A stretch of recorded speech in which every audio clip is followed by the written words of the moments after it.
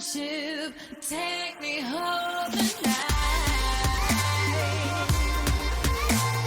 Help me find a way to turn this nightmare into light. Oh, mother ship, take me home tonight. Help me find a way to turn this darkness into light.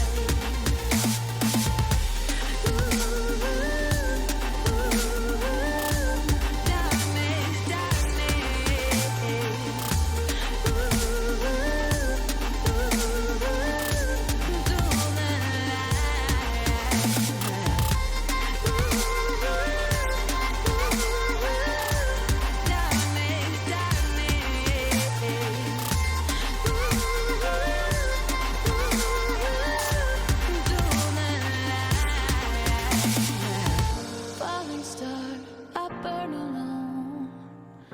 Got a heart without a home.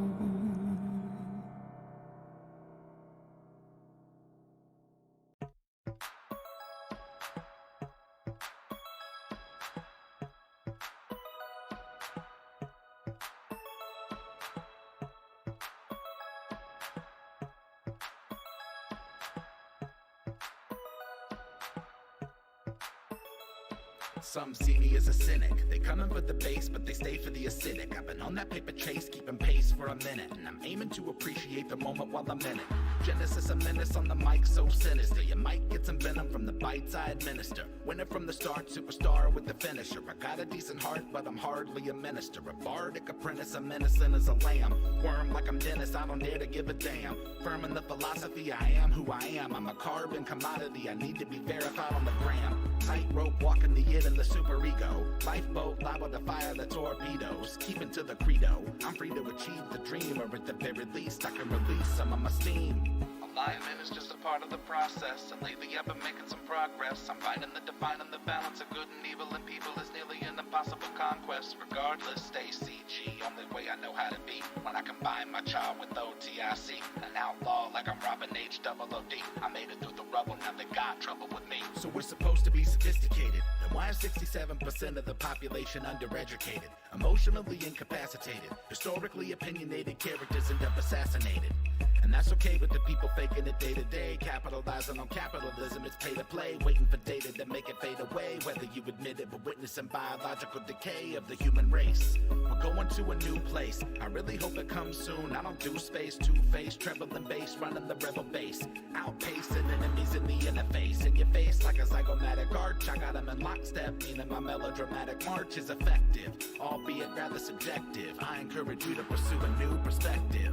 Alignment is just a part of the process, and lately I've been making some progress. I'm finding the defining the balance of good and evil in people is nearly an impossible conquest. Regardless, stay CG, only way I know how to be. When I combine my child with OTIC, an outlaw like I'm Robin H. Double OD. I made it through the rubble, now they got trouble with me. Since the day I was born, I've been non-conforming. I put myself in a position to make a living performing. Haters should consider this a form of warning. I've been swarming on them like a storm, I'm global warming. I'm not the one, done been through too much madness. Mastered the wrath and the sadness. You would need an atlas to match where I'm at. The fat cat put a nerdcore rap back on the map, that's Yazik. Weaving that underwater basket. Rap till I'm wrapped in a casket. Snapping I'm back on the track like I'm Matt Foley. Stay blown like a fiberglass gasket. Gassed up, I'm a maniacal minotaur. Try to hit me with your best shot, Minotaur. Try to get me on that guest spot, but I stay in the lab, and that's where I'ma be until they put me up on the slab. It's magic. Alignment is just a part of the process, and lately I've been making some progress. I'm finding the defining the balance of good and evil in people is nearly an impossible conquest. Regardless, stay CG, only way I know how to be. When I combine my child with OTIC, an outlaw like I'm Robin H. Double OD. I made it through the rubble, now they got trouble with me. Life is short, do with it as you please. You're the only person that you ever have to appease. Assert your weaponry by stepping in DSDs, but you gotta know that nobody gets any guarantees. Seize opportunity, embrace your development, replacing the elements, erasing irrelevance, facing the blatant display of decay and our elegance. Merrick was a man, not an elephant. Sell him on the merit of the self-reflection, minimizing any malevolent misdirection, keeping them at a downright distant disconnection. An example of natural selection. And I might be slightly erratic ghost in the shell. I'm a light in the attic, and I'm quite the dramatic. I'm in it for the attention, ready to ascend and transcend dimensions. Alignment is just a part of the process, and lately I've been making some progress. I'm finding the defining the balance of good and evil, and people is nearly an impossible conquest. Regardless, stay CG, only way I know how to be. When I combine my char with OTIC, an outlaw like I'm Robin HOOD. I made it through the rubble, now they got trouble with me.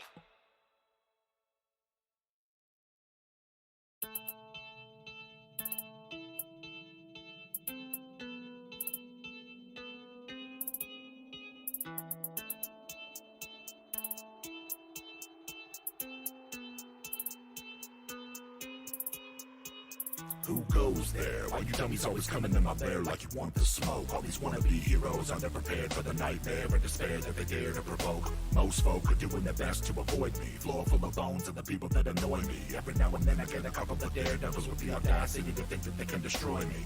Good luck with that, man. I got panoramic vision, meaning that I can see in any direction with precision. If it's your decision to attack, I suggest that you come back when your plans had a bit of revision to it. Notably, you should accept defeat. Consider this your last opportunity to retreat. Repeat, that was your last chance to survive. I hope that you enjoyed your time being alive. You foolish for ignore the warning. Now you'll be dead before the morning. You should've looked over your shoulder. You're in the eye of the beholder. I am the tyrant, get it? I've actually been told that I'm a pretty funny guy. Wait a minute, what were we discussing? I lost my train of thought. Oh, that's right, you were just about to die. How could I forget that? It's my favorite part. The only thing left to consider is where to start. In addition to magical abilities, I'm smart. I can make your demise art. Anyway, it appears that the wizard in your party is a gnome who is worth about the same as if he would have stayed at home. I'll activate my anti-magic cone, and in a moment I'll turn him into stone. When the barbarian inevitably flies into rage, I'll disintegrate her with one of my eye rays. By the way, I haven't even begun to try. Fly by and take a bite of the fighter's thigh. You foolish for ignore the warning. Now you'll be dead before the morning. You should've looked over your shoulder. You're in the eye of the beholder. While the fighter attempts to collect himself, he bleeds out on the space I dismembered him in. I wouldn't waste time telling me your names. I can guarantee that nobody's ever gonna remember them. Then again, you'll be on the list of my victims at the bottom of a column of other anonymous prey. You should take a minute to reflect on the day and the last words you'll ever say. Time's up. You're the lone survivor, the last one left. And halfling rogues are admittedly deft, but you broke into my home and you've stolen my time. I'm afraid I cannot allow theft. Throw you up into the air with my telekinesis. Finger of death to obliterate you into pieces, and that's that. Wink and a tip of the hat. That was good for my practice. Thanks for the chat. You foolish for ignore the warning. Now you'll be dead before the morning. You should've looked over your shoulder. You're in the eye of the beholder. Yeah. You foolish for ignore the warning. Now you'll be dead before the morning. You should've looked over your shoulder. You're in the eye of the beholder.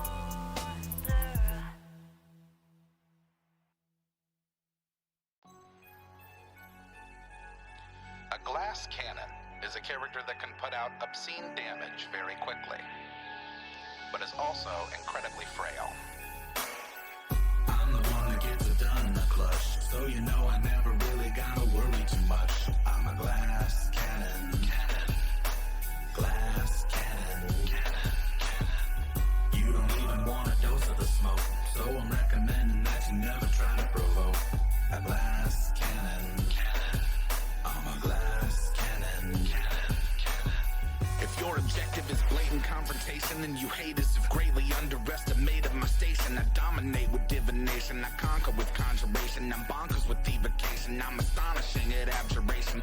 Patiently waiting for my invitation to help alleviate my already unbelievable reputation. No conversation, the brains of the operation, the pain of the population contained in a concentration of a spell slot. I got 27 in the clip, missiles emitting from my fingertips like warships. That's a handgun, damn son, shooting from the hip. Only one using telekinesis to get a grip. Cantrips waiting to be cast off. prismatic wall, make them all blast off, cackling my ass off, incapacitating them with laughter. Yazzik ain't the caster you wanna go after. I'm the one that gets it done in the clutch, so you know I never really gotta worry too much. I'm a glass cannon, glass cannon. You don't even want a dose of the smoke, so I'm recommending that you never try to provoke. A glass cannon, I'm a glass cannon. Anyone wanting to interfere can get weird and witness your worst fears in a 30-foot sphere. I don't care if you're a barbarian or a cavalier. Kick it into high gear, let me make myself clear. The pioneer, I can make your peers disappear. Send them to the ethereal plane as if they were never here.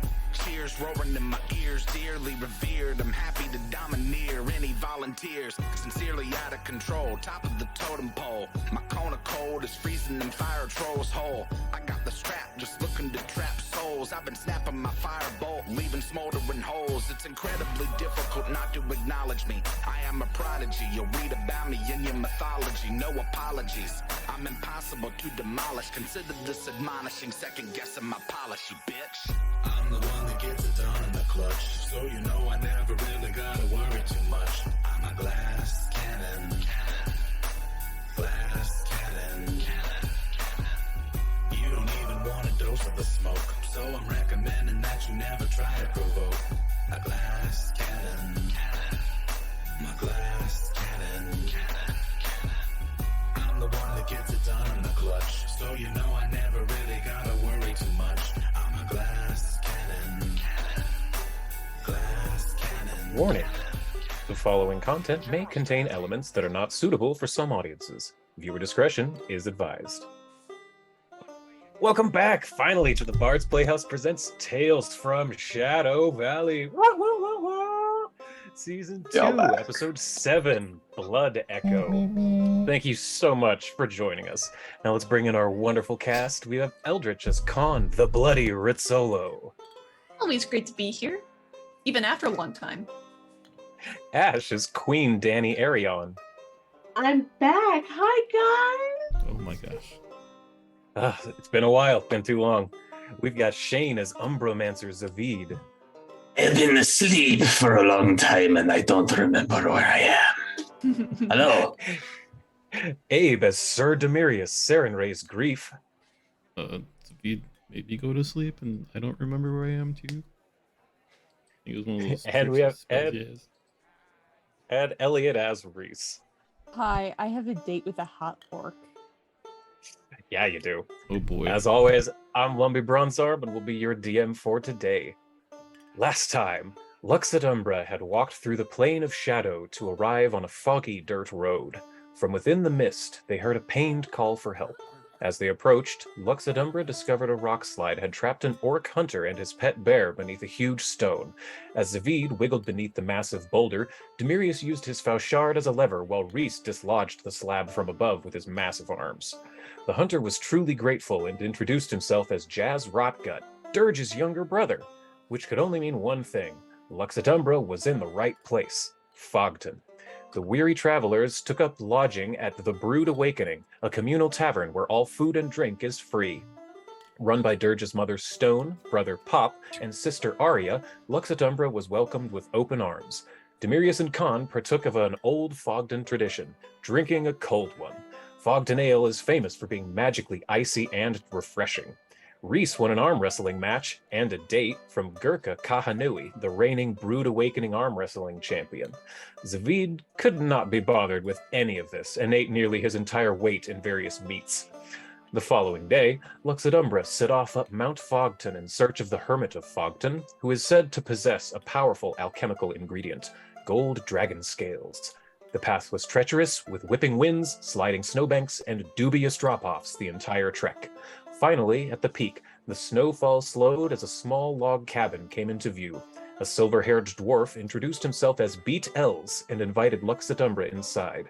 After explaining their need to find Dani's siblings, Beat was willing to trade one of his prized gold dragon scales in exchange for one thing: the story of their adventure so far.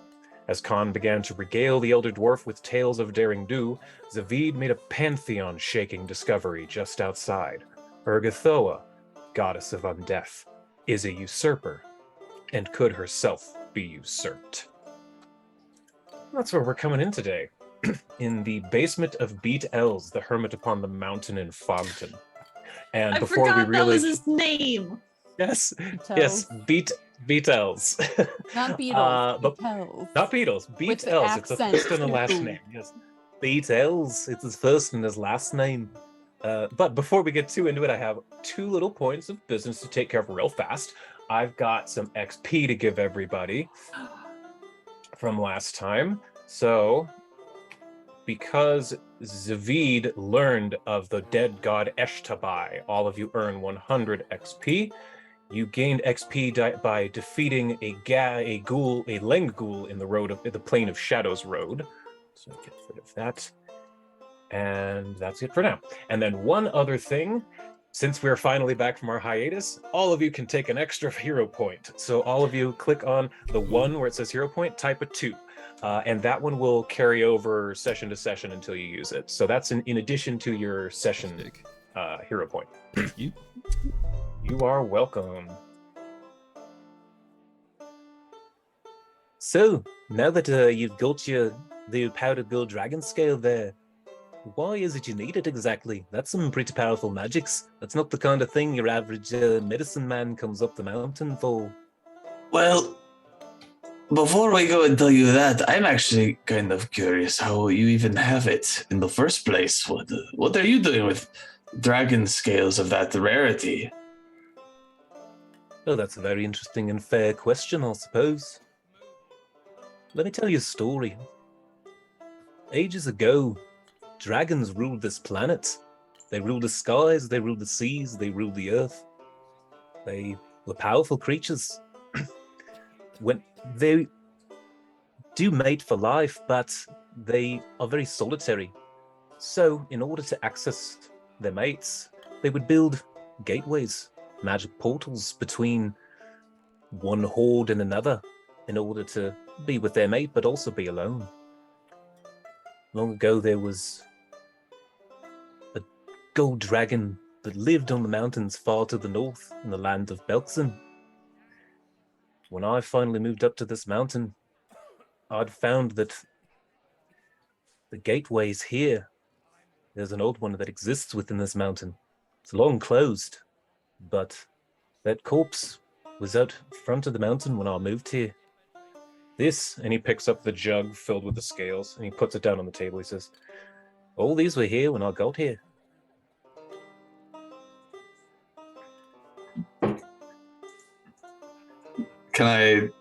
Is there like a sense motive I can do? Sure, I don't know if I believe perception him. check in the tower. Yeah. Yeah, it's perception in Pathfinder. Yeah. When sense motive to insight to just fuck it, it's all perception now. He is lying through his teeth. You rolled a nat 20. Okay, let's start out the session strong. Lying through his teeth. Can I do a society roll? Absolutely, in the tower, please. What are you trying to figure out? I'm curious. I want to see like if that checks out in Reese's head of, yeah, I just found these when they were here. I feel like golden dragon scales would be something that Reese would be like, oh, come on, that's a money thing. That is in this society, no.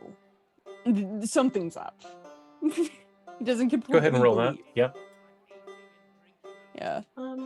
Isn't golden dragons supposed to be really good? Oh, of course, they're extremely good. Pretty much the bastion of lawful and goodness in the world. To kill one is a truly horrific crime.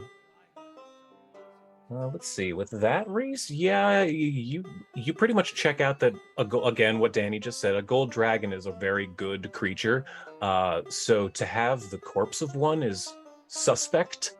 Not necessarily incriminating, but just the fact that there is a gold dragon, like they're so rare in the first place that seeing a dead one is It's a big deal. It's not.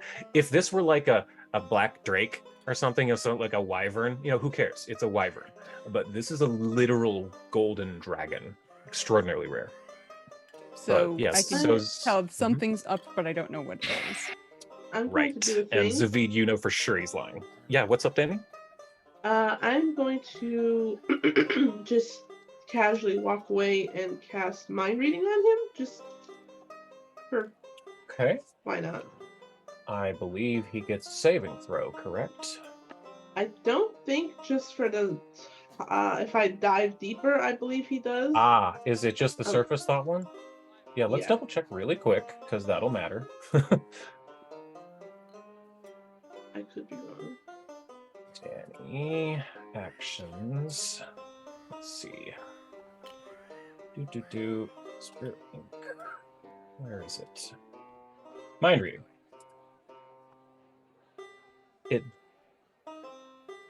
It does attempt a will save. Okay, so he gets a will save. Let me roll that really quick.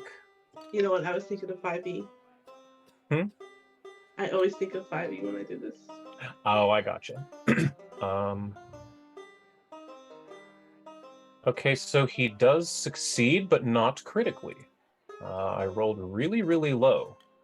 So let's see. So what do you get on a regular success? You find out whether the target's intelligence modifier is higher than, equal to, or lower than yours. Let's see. That's an interesting effect. Sorry, I closed his stats. Let me find that for you. So if that's what you get, you find out that his intelligence modifier is higher than yours. Was there more to it than that? But do I find anything? Do I hear anything that he's thinking? It's not so much a thought as you're feeling the emotion of a memory. You can tell that something about this conversation is making him feel sorrow. That's all you can get. I'm gonna lean forward as everyone's sort of like kind of scrutinizing this story here. I say, it must be very lonely living up here all by yourself.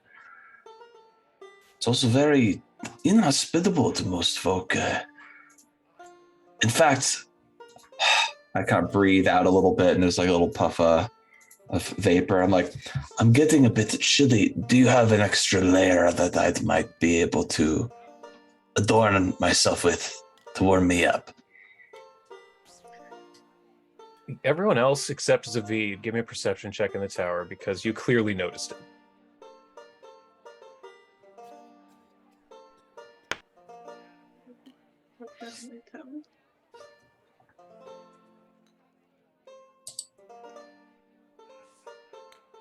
Okay, only Reese again, because last time it was only Reese who noticed this, actually.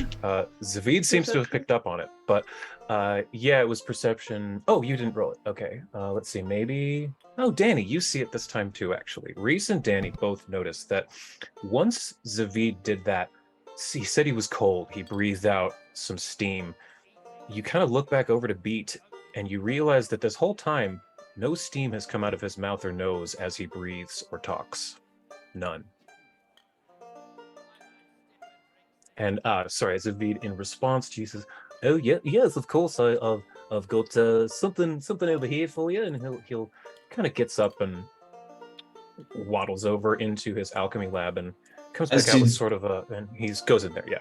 Yeah, as he does, I'll like continually talk to him from afar and be like, I find that you like to keep your abode pretty cold. You could install a central heating system pretty easily to keep it more comfortable. I'm sure the animals wouldn't mind. Oh, well, yeah, I suppose they might like it a little bit more warm, but it's better than the torrential winds of the outside. And you hear clanking and some movements around from in the alchemy lab. You realize you probably have about 30 seconds with him out of the room. I get a look at everyone else to see what they're, and I think Reese and I immediately kind of vibe, and I'm like, He's lying. And just kind of broadcast that to everybody else who isn't aware yet. Like, this I was guy's muted, not. I forgot. Oh. What I was trying to say was we kind of share that eye contact and look and no, we don't even have to say anything. We're just like, Yeah, this isn't the While you truth guys here. are over here talking, I'm just like a kid at a fucking petting zoo with these animals. Yeah. Yeah, he does Yeah. have goats and sheeps in each of those pens. None of the gates are locked. They come and go as they please. Dani, last time they wanted you to verify that these weren't transmogrified people that he's keeping here as like slaves, and you spoke to them and determined they are actual animals that are here of their own free will. They can come and go as they please. But yes, they are just very nice pets. And he comes back and says, "Oh, here you go. I've got this alchemy code here. It should keep the woman." And yeah, When I go to grab it, I'm gonna reach a little further. I want to touch his hand as I get. I want to get a sense of, does he have really cold hands? Frigid. Okay. And I don't make any tells that that's what I was doing. I just kind of do it just to get a sense. Yeah, sure. But he is absolutely frigid to the touch. Yeah. And as I kind of put this on, I said, "Thank you. You know, it's interesting. I've lived a large portion of my life in lightless areas, and you'd imagine that it's very cold, and in some places it is, but you know, especially in the Underdark, it gets very warm, being so close to the mantle. Why would you choose to live in such the opposite direction, so high up, away from everyone else? What has led you to this? And then I glance over at like the entranceway, like this dead dragon's lair. Well, I mean, and he looks at you, and he looks at the rest of you, and he kind of looks at you, Zavita. Are you giving him like an? What's your face saying? What are you telling me with your? What are you telling him with your face? I think the mood here, especially after the moment where he leaves and we all kind of exchange looks, is that like, if you're gonna like continue to lie to us, we're gonna continue to make this as uncomfortable as possible until you tell the truth. He looks at you and he thinks for a moment. He looks to all of you and he says, "I think I'd better tell you the rest of this story. Con, you may want to start the precursor mixed in with the dragon scale there. It's going to take at least an hour to boil down." You're once- right. You're right. Bye. And she'll scurry off. Okay. Bit of a tense So situation. a little bit. So he looks to you and he says, "A long time ago, as I said, there was a gold dragon that lived in the mountains. But it didn't live in this mountain. It lived far to the north in Belkzen. The name was Gwynestraza. She..." And quickly before I continue this story, only, I guess Khan is not in the room, correct? Correct. You bust off to the ad. Okay, so only Zavid. Give me only an intelligence check. Only your intelligence mod in the tower. Only Zavid. Now hold on. I looked at the last episode because it'd been a while. Mhm. Shane might remember this, but I'll do a check just in case if you I catches mostly it. just, it's only been about 5 or 10 minutes, but you did have that shocking event in between there, so it might have flipped out of your brain. Is this So- just a flat intelligence Flat bonus intelligence. Yep. check? Gotcha. All right. That name perks your ears up, Gwynestraza. Mhm. You remember that, and it's even sitting on the desk and on the table in front of you because he picked it up a moment ago. That's the name that's written in Draconic on the side of the urn there. And in addition to that, you remember that when you first arrived to his cabin and you were talking about Dani's siblings, her lost family, he said that he lost someone too. And let me remind you what he showed me. Right. he showed you a disc of wood that he had painted, and it showed a very young, strapping beat and a beautiful blonde woman that he called My Gwen. Those two things pop out into your brain.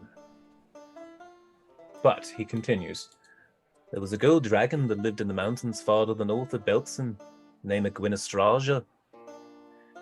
She was the mate of a silver dragon. That's fairly uncommon amongst dragonkind. They were very much in love, but a wicked copper was in love with her too, wanted to take him for himself away from the silver. One day, the copper attacked the silver, wounded him pretty bad. As he was about to release his acidic breath all over him, take him out once and for all, when Estraja jumped in front of him, took the full blast herself, managed to wound the copper enough that he flew off, and the silver dragged her body through the portal. I guess I'd better show you. And as he's talking, he's walking with you. And Con, are you staying in the alchemy lab? Because it's basically just a matter of putting it on and getting it warm. Like, you don't have to sit and watch it. Yeah, after it's all set up, I'll follow. Okay. So let me move. I thought for sure you'd be like looking at it like, this is my favorite part. Sec gotta get one. Well, more it's thing. the push and pull between like drama, alchemy. And today, Okay. drama won. Drama one. The drama one. So he takes you through the winding corridors underneath his this basement here, and you can close that map for the moment if you'd like. And it gets colder and colder as he walks you through these winding corridors, and he's telling the story as he walks. And he says, "The silver dragon pulled her through the gold Gwynestraja through the dragon portal, the one that they used to get to each other, back to his home here in the top of this mountain here. And he brings you to a room made entirely of ice. In the very center is a large, round, flat surface made of stones. Two large, spiked horns coming out with a big magical crystal near the top of it. The center has an arcane sigil at the bottom. Those more magically inclined of you recognize this as clearly a rune stone of some kind. Has that map loaded? Yep. Fabulous. Yep. So he brings you in here and he says, this here is, well, it's a gate between this mountain and up in the mountains of Belkson up to the north. It sounds like that's where you're headed. If you need, well, it's been closed for ages, who knows how long. But if we could get it working again, get it open, this could potentially get you up into Belkson where you need. Get you past the border, the customs. Those orcs don't really like non-orcs coming into their lands. So more than dragons can use this? Well, it's been closed, you see, because when the silver pulled the gold through, he severed the connection. And this is where, well, or rather outside, I think, Zavid, you saw that her skeleton within my frozen pond. That's where her final resting place came to be. The hotness of her golden body melted all the ice, which eventually froze around her.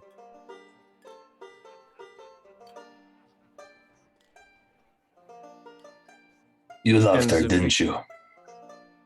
He stops dead in his tracks.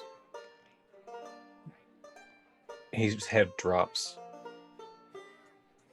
And he says, I've been hiding for 937 years.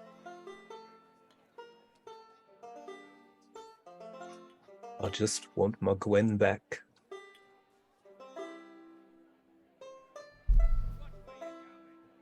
And he looks back to you and he says, I think I have something that might help. And he slowly trods down to this way. And before we go into this next part, anyone who has occultism or arcana who wants to throw me something in the tower for that? Just throw something in the tower. Let's do it. I'll do it for shits. Um, Sure. Occultism Arcana or or what? occultism, religion, nature, arcana, any of those. oh wait, hold on. Oh, religion Ignore too? that one. You said nature. If you want, yeah. And religion. Any of the four. Okay. Ignore that. The first one. Okay, let's see. That's Demirius and Zavid. Both of you recognize this as a divine gate. Both of you, with your clerical senses, can feel the divine magic coming off of this thing. You get the sense that you're not sure how, but this is powerful, and if you could get it working again, get it open, this could be a mighty tool, a mighty boon.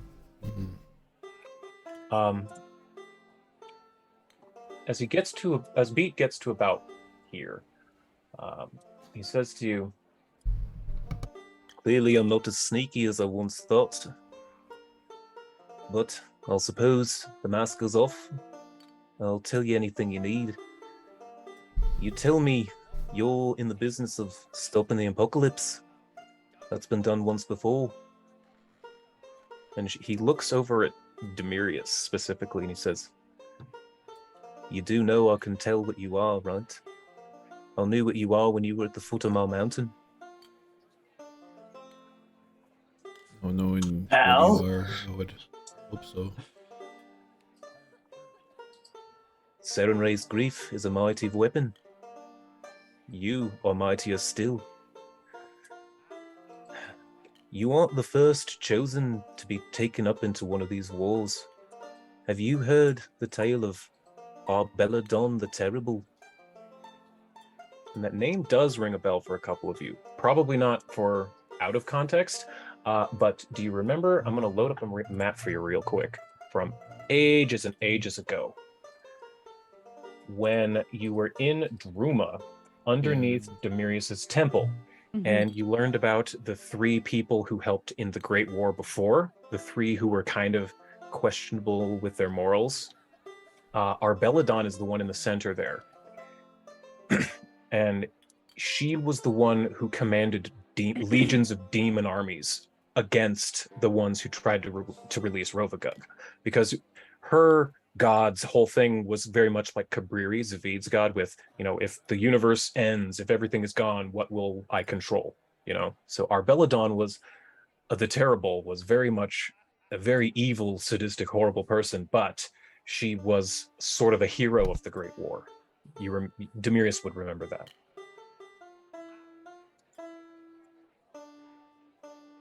Yeah. You heard the tale of Arbeladon, yes? Yeah, my teacher gave me the history. Your teacher, I assume, is, you're saying you're from Druma, I assume it's what was his name? Zavrin, yes? Yeah. He's a good man. Come here, I have something to show you. And he again continues to walk down this path, and to the curvy path down at the bottom. And any and all of you are more than welcome to go as well. Let me, unless any of you are staying in the room with the teleportation circle thing. Does anyone not go with, I guess, is the question. No? Okay. Let's look at this. Ooh, that worked really well. Okay, let me share this with you. So he keeps taking you down through these corridors, winding back and forth, made of ice. You get the sense he probably tunneled these out himself. But eventually he comes to a room that opens wide, and it's crystalline ice everywhere. But the thing that you notice most is there are also bookshelves, vast bookshelves along every wall, along every surface is covered with books. And in the center is a huge stone dais, like a raised area that has steps up to it with a small chair. But in the center is what appears to be a huge ice ball. But in the center looks to be frozen fire in the inside of this. And has that map loaded? Mm-hmm. Yep. It did? Great. He brings you in here and he says, Well, suppose there's really no more use in keeping this mask on. No more secrets. And he walks in here, and as he's walking, you see he starts to grow tall. He begins to grow broad. His limbs lengthen, and eventually what stands before you is a massive silver dragon. Thought so. Oh, shit.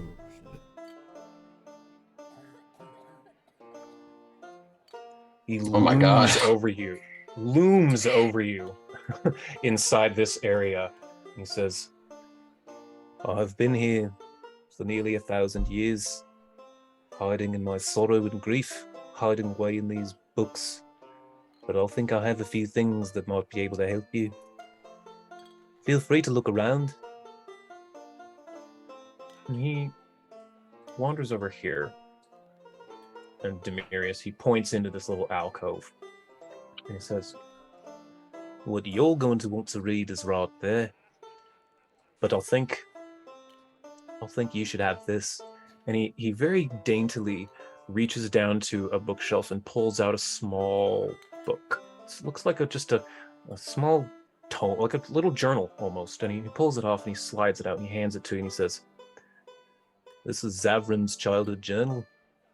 I don't remember how I came upon it, but, well, as you can see, I collect people's journals. I collect the stories. This is my hoard. But, Demirius, oh, yeah, what was that? Thank you. As he's handing it to me, I'll grab his talent or whatever. I'll look at him.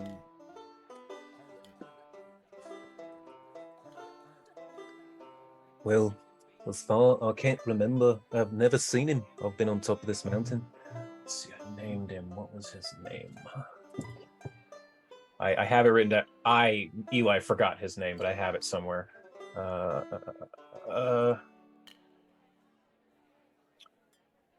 the hell? I have it. I'll find it. But as far as I'm aware, it could be still alive. We dragons are very long-lived, and as I said, I've been hiding like a coward for nearly a millennium. I haven't heard whether or not he lives. Maybe we can use your sword. Oh wait, I think I might. I remember. There it is. I found it. The couple who attacked Gwyn, his name is Siprigrod. I'll write that down. Siprigrod.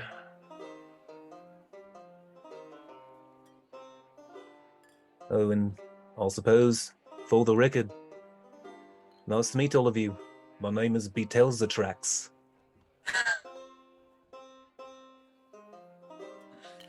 I adore him. Thank you. I've been sitting on beat for so long, so long. But So one more good. thing, Demirius, he points to this alcove and he points to something strange. He says, "You can't take this away. It's one of my prized possessions, but I'll let you read it." And he points to, there's a pedestal, a wooden pedestal that's coated in ice. And on top of it is a bell jar. You remember in Beauty and the Beast where the rose is kept? Yeah. It's that, but it's coated in frost and ice.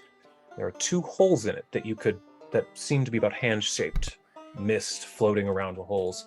And inside the bell jar is a book stand with an open, leather-bound journal or book sitting on it. He says, "This is an extremely old tome. Again, it's a journal. It's a personal account. If you put your hands through that hole, it'll cast Mage Glove. That way you won't damage the pages. It's temperature controlled, should be fine. Not many entries live to this day, but it's a first-hand account of our Belladon the Terrible before her fall. The information might be useful." Yeah. Because as far as what happened in the past, we just have vague memories and stories and tales. Well, this is about as good as the information as you're going to get, penned by her own hand. And so, do you put your hands in to try and read it? Yeah, I think so, because we're getting closer and closer to things. Hmm. Gonna be So you know, in like on The Simpsons or when they show nuclear power plants and they show them putting their hands in those glove things that like on the other side of a wall where it's like gloves. So it's when you put your hands inside these holes, it's like that, except it's a cold sheen of magical mist that coats your hands instead of a rubber glove as you put them in this thing. And Beat was correct. Only a couple of entries are left in this tattered ancient book, but there are a couple. Day 12. We continue to track rumors of bands of roaming demons attacking farming villages north from Varesia. Seem to be getting closer. The bodies that don't become hellspawn are fresher. I'm onto something here. By the winged eye of Aerodin, I know I am. Day 15. At last, a new lead. We have pursued the trail north to a granary that is swarming with fiends, the filth. We make our preparations, and at dawn we make our attack. Aerodin, may my sword strike true. Day 26. It was a trap. It was all a trap. The Daymancer tainted the grain stores. Every one of them. I took his head, but it matters not. The shipments will be sent to every corner of the country. They will all be turned to demons if I cannot stop this. I must reach Scarwall in time. Aerodin, grant me swiftness. Day 49. Scarwall burns. Its streets run red with the blood of my people, spilled by my hand. These people must be cleansed so the demonic filth can't take hold. I would slaughter 1,000 cities before I let my empire die, and I'll remove any who get in my way.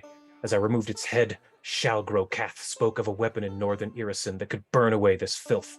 I leave at dawn. Day 74. Most of my men have died from the cold, or my hand if their hearts turn to cowardice. We have found the cave where Ymiri's hope is said to lie. Masses of demons. Good. Today I claim the weapon that will win this war. And that is the last entry you see in our Belladon the Terrible's journal.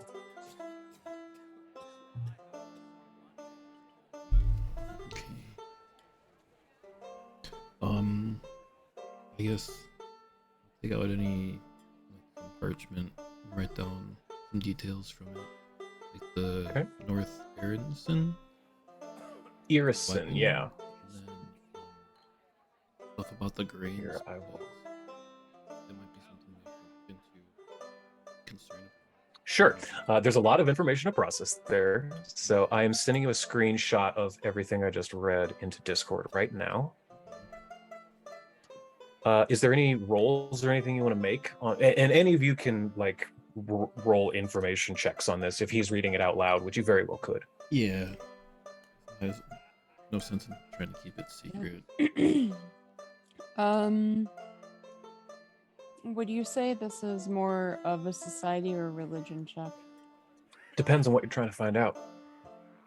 I want to see. I think I might actually roll society again. I want to see if I recall these events and how it has affected the long standing of Yes. everything else. Okay. Go ahead and give me a society check in the tower.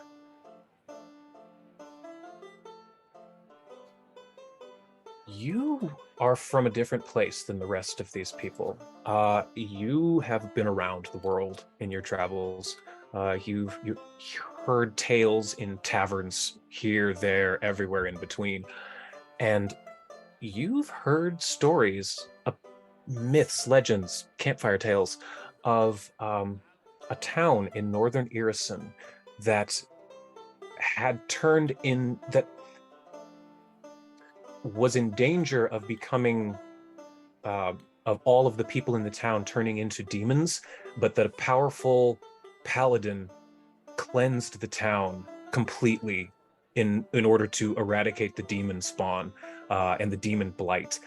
This paladin, men, women, children, did not matter if they were tainted or if they were healthy. Every single person was culled from this place. And that's mostly the last that people heard of the paladin. It was a fallen paladin type deal. You know, one of the kind of thing that Demirius, your Zavrim would have told you this kind of a story when you were first being a paladin, like don't fall, you know, don't be like this guy, you know, that kind of a thing. But yeah, Reese, you've heard of like a culling of Irison. Okay. Yeah, I was wondering because I'm like, I'm not from here. But you've heard of that. Maybe I've heard, yeah. So it's It would have been a really long time ago. Yeah. And yeah, if anyone else wants to do religion, that'd be a good one. Occultism would probably be good.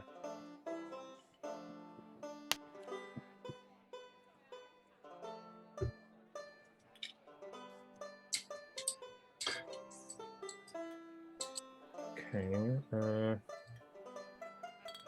Demirius, you realize that in the fourth entry, day 49, she talks about shall grow calf, which that rings demonic to you, that sounds like a demon lord.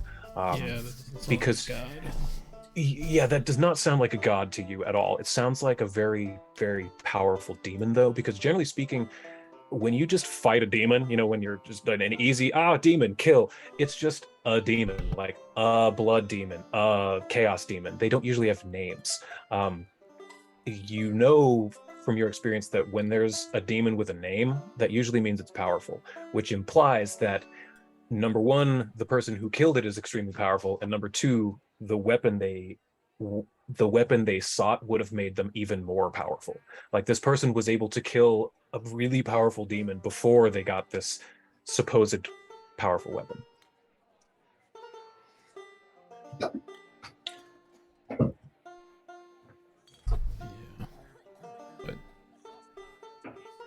But I think that's about all you get from those two rolls there. Okay.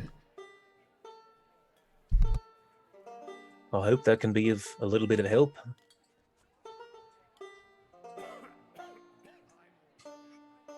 So Zavid, what are you doing this whole time? What have you been up to?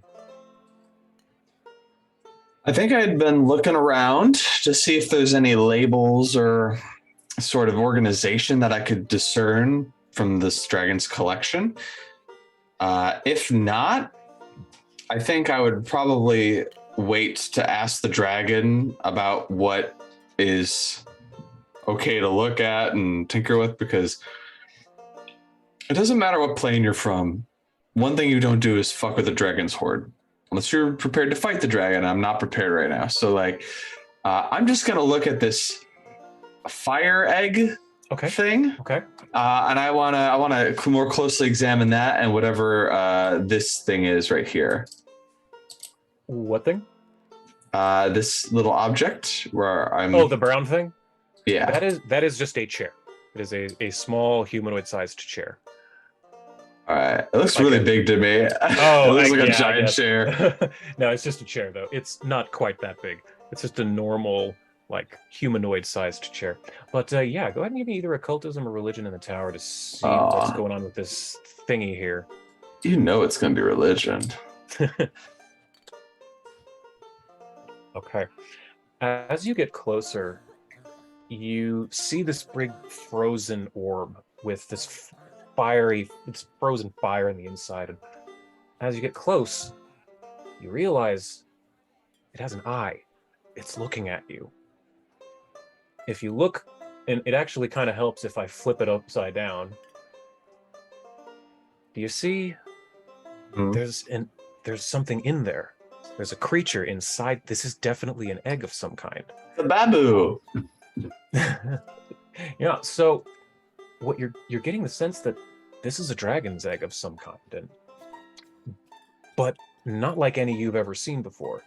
You've even seen one or two in your time, like the earth dragons. Their eggs look like rocks, or you've heard that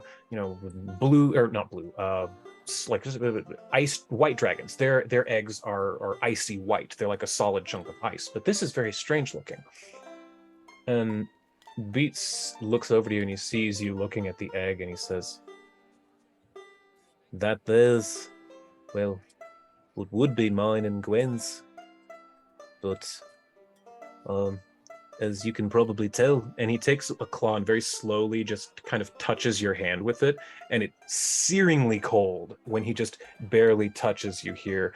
And he says, I'm not exactly warm enough to make it hatch. Only Gwen was, and well... Is it still viable? Oh, of course. It'll last a lifetime as long as I keep it safe and cold. As long as the outside stays frozen. So it sounds like you need to generate a heat source to help incubate the egg. Is that correct? The right kind, though. Couldn't just put it on a fire. Right. That's too cold. You need something hotter. Of course. Dwarvish forges are almost too cold.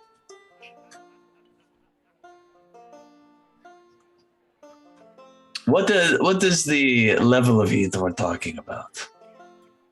Well, the gold dragons, they tend to gestate them by leaning over them, and they breathe their fire directly on them while they sleep. When the gold dragons sleep, the fire comes out their nose in a little bit of a snort. It's actually pretty cute. But when they've got an egg, it comes out in large bursts. So Gwen did not have any family that you are aware of to help you incubate this egg? Not that I'm aware of. Her parents were killed long ago, ages before I met them.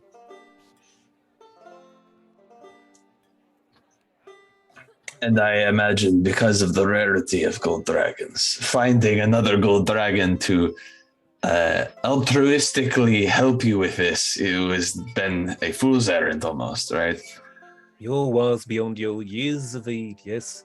It's a rather long ask, a bit of a long ask to find. Number one, most of the gold dragons that are in existence, rare as they are already mated and coupled. So can't really ask them to do that for me when they may or may not want their own for them. Bit of an ask. Yeah, I have connections for a feat, which is having social connections that can leverage me to trade favors or meet important people. When you're in an area with connections, typically where you've spent downtime in, you can attempt a society check to arrange a meeting with an important political figure or ask a favor in exchange for a later favor for your contact's choice. GM gets to decide the DC based off the difficulty of the favor. Obviously, this will be a big one, but could I make a roll on that to see if Reese would know Reese's goblin background? If Reese doesn't possibly have some form of connection with shinies and gold dragon and the amount that they've traveled and fire, I would be very shocked if they didn't at least have somebody who might know some rumblings. You've convinced me to let you try. Go ahead and roll that in the tower. Okay. That is not a ridiculous ask. That was a good, solid reasoning. Yep.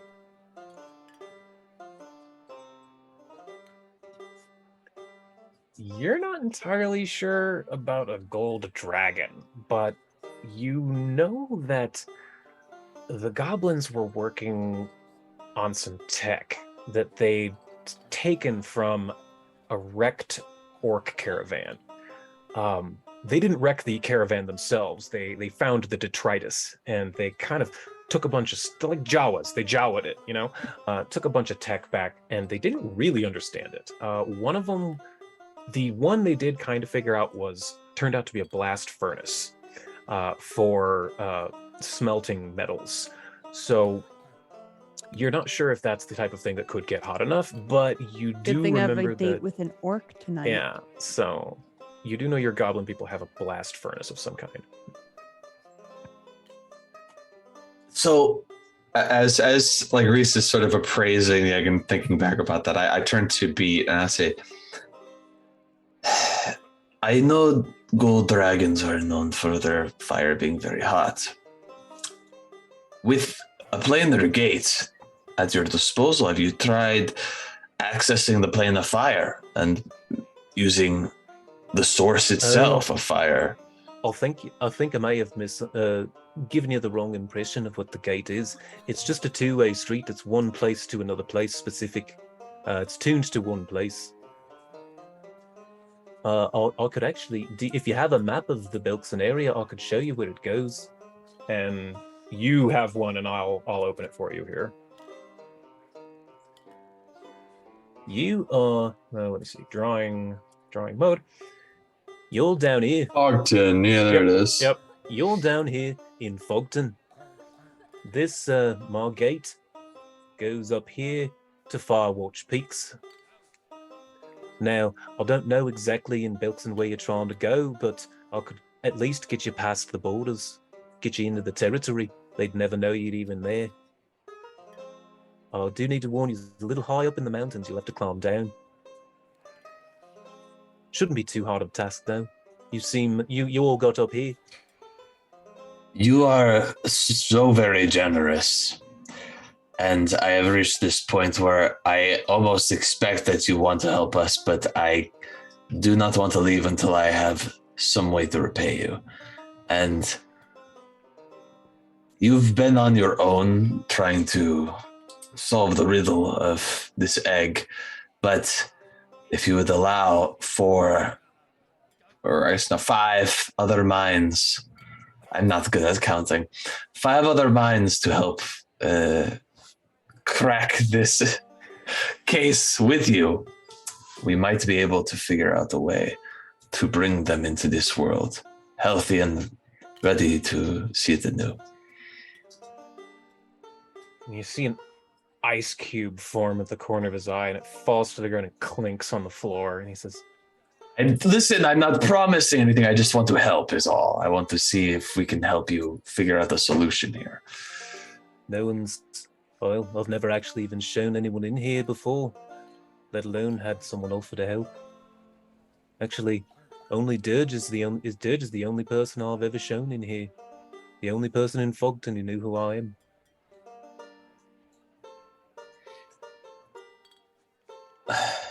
And I just remember Dirge's fire stuff, and I'm like, okay, all right. Is everything making sense now? Yeah, it's all coming together. Let us give me a number, a degree to which the heat would need to be, and a length of time it would need to be maintained at.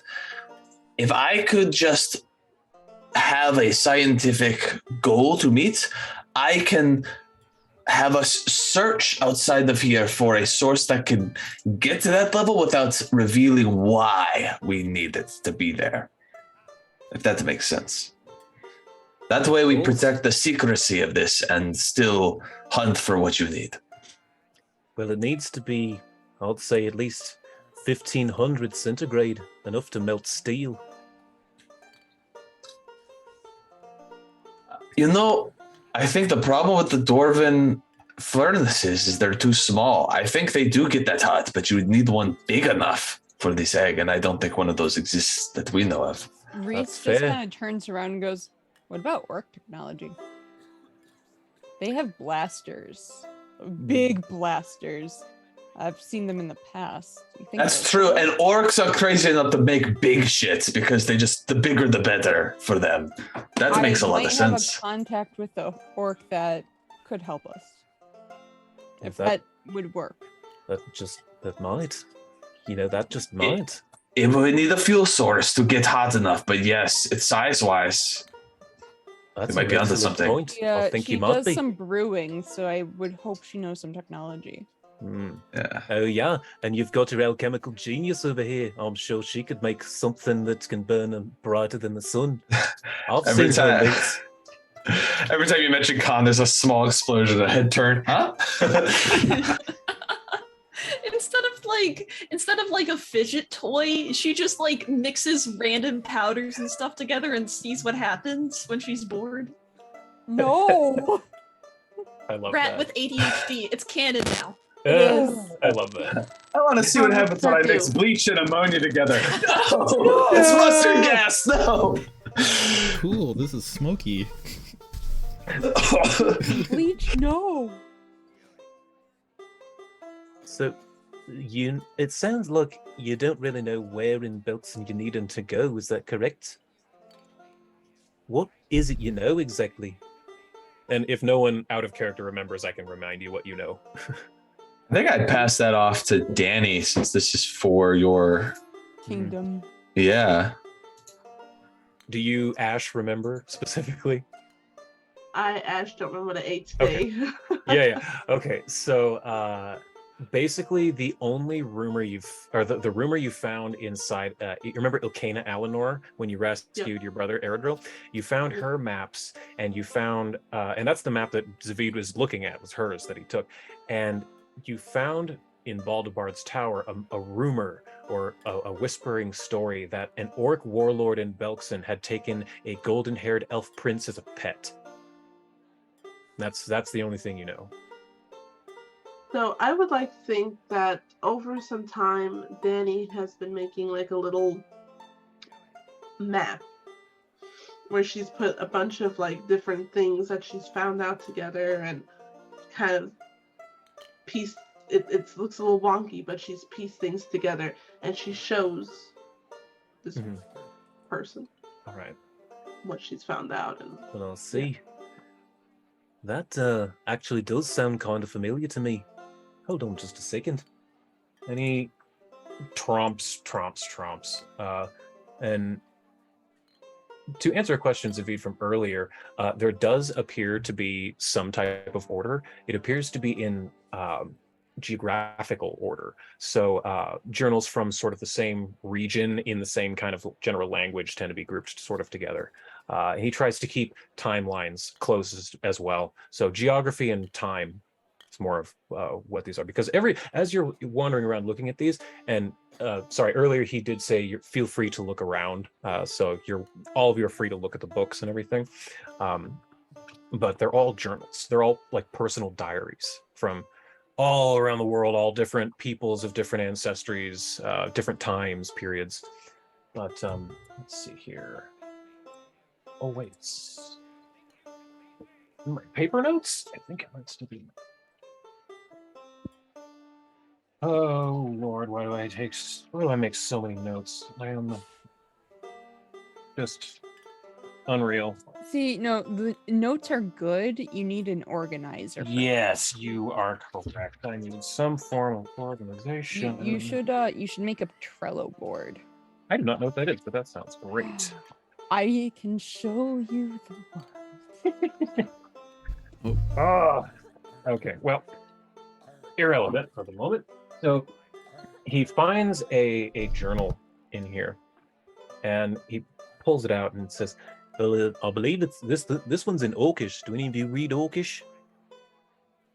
I feel like one of us does. I think one does. I think yeah. Khan, right? I might. Yes, I do. Ah, fantastic. Oh, wonderful. Well, here, take a look at this. And he hands it down to you, and it is indeed a big, especially in your hands. It's a very big book. It's written fully in Orcish with Orcish runic letters, and it is a diary. The handwriting is surprisingly decent for the fact that it's in Orcish, but it details the life and just times and the day-to-day goings-on of a specific warlord in the town of Wyvernsting. And it talks about the gold dog got its treat today. I trained the gold dog. It's constantly talking about the gold dog in these, and he says, this sounds, I remember reading this years ago, and I always thought the gold dog sounded a little strange. He kept talking about it, and generally speaking, in my experiences, orcs don't really, they love dogs as far as hunting and warring, but in their day-to-day lives, dogs are not as important as this person seems to make it out to be. Always thought it was funny.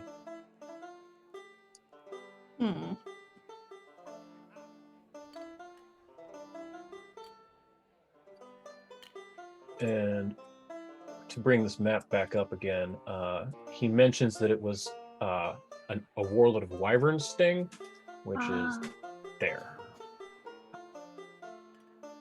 So this is where we should head next. That'd be where I'd head. Oh, with a name like Wyvern.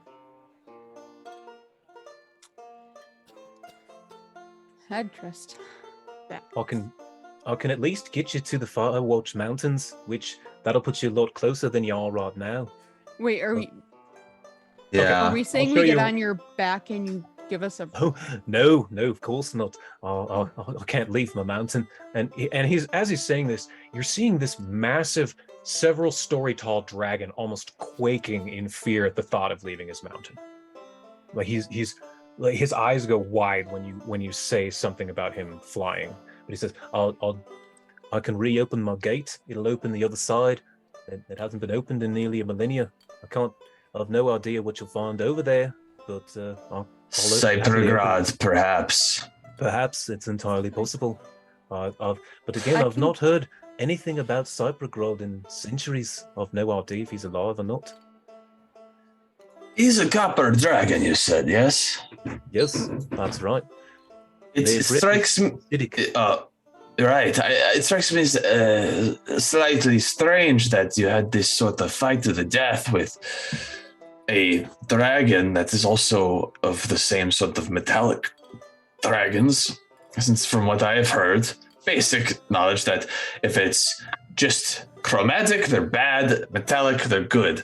So is Cyprograd, was Cyprograd like young and sort of just acting out of hormones or something? Pretty much understood the story front to back. Yes, we were young, we were stupid, we were, well, horned, and he kind of points to his horns. But right, yes, a lot of species fight for mates. It just got a little out of hand. It usually doesn't get that far with the dragons, at least wise not the metallics. I think it has been a long enough time, and knowing that the object of his affection fell by his own acid breath, Cyprograd probably was ashamed of what happened and has gone into a similar situation of you, sort of like retreating away. And I wouldn't be surprised to find a humanoid in that region disguised, and is also Cyprograd. Dragons, you all seem to kind of have a similar way of going about things, which makes sense. But if we should come across Cyprograd, if you had anything to tell them, should they not be an enemy to us, what would you want to say? I could deliver a message for you. Tell him I'd like to hear his story.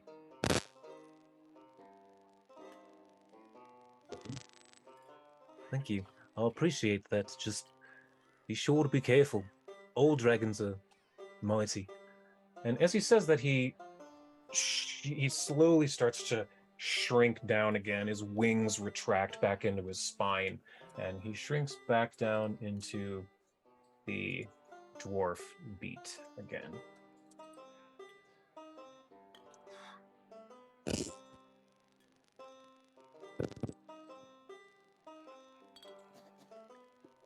I got my own music playing. Sorry, I got my own music playing as that was happening, and the choir kicked in right as he transformed back. I was like, "Holy shit!" Nice. It was really good. Well, as he transforms back, he looks over to Khan and he says, "I think your tincture might be about done." Oh, what time is it? I've gotta go. Yeah. So, do you hustle back over to there? There's little like scratching noises as their claws try to like hold onto the ice. Slipping around. More pad, less claw. All right. So I'm going to bring us back here. You can close out that ice map there if you'd like now.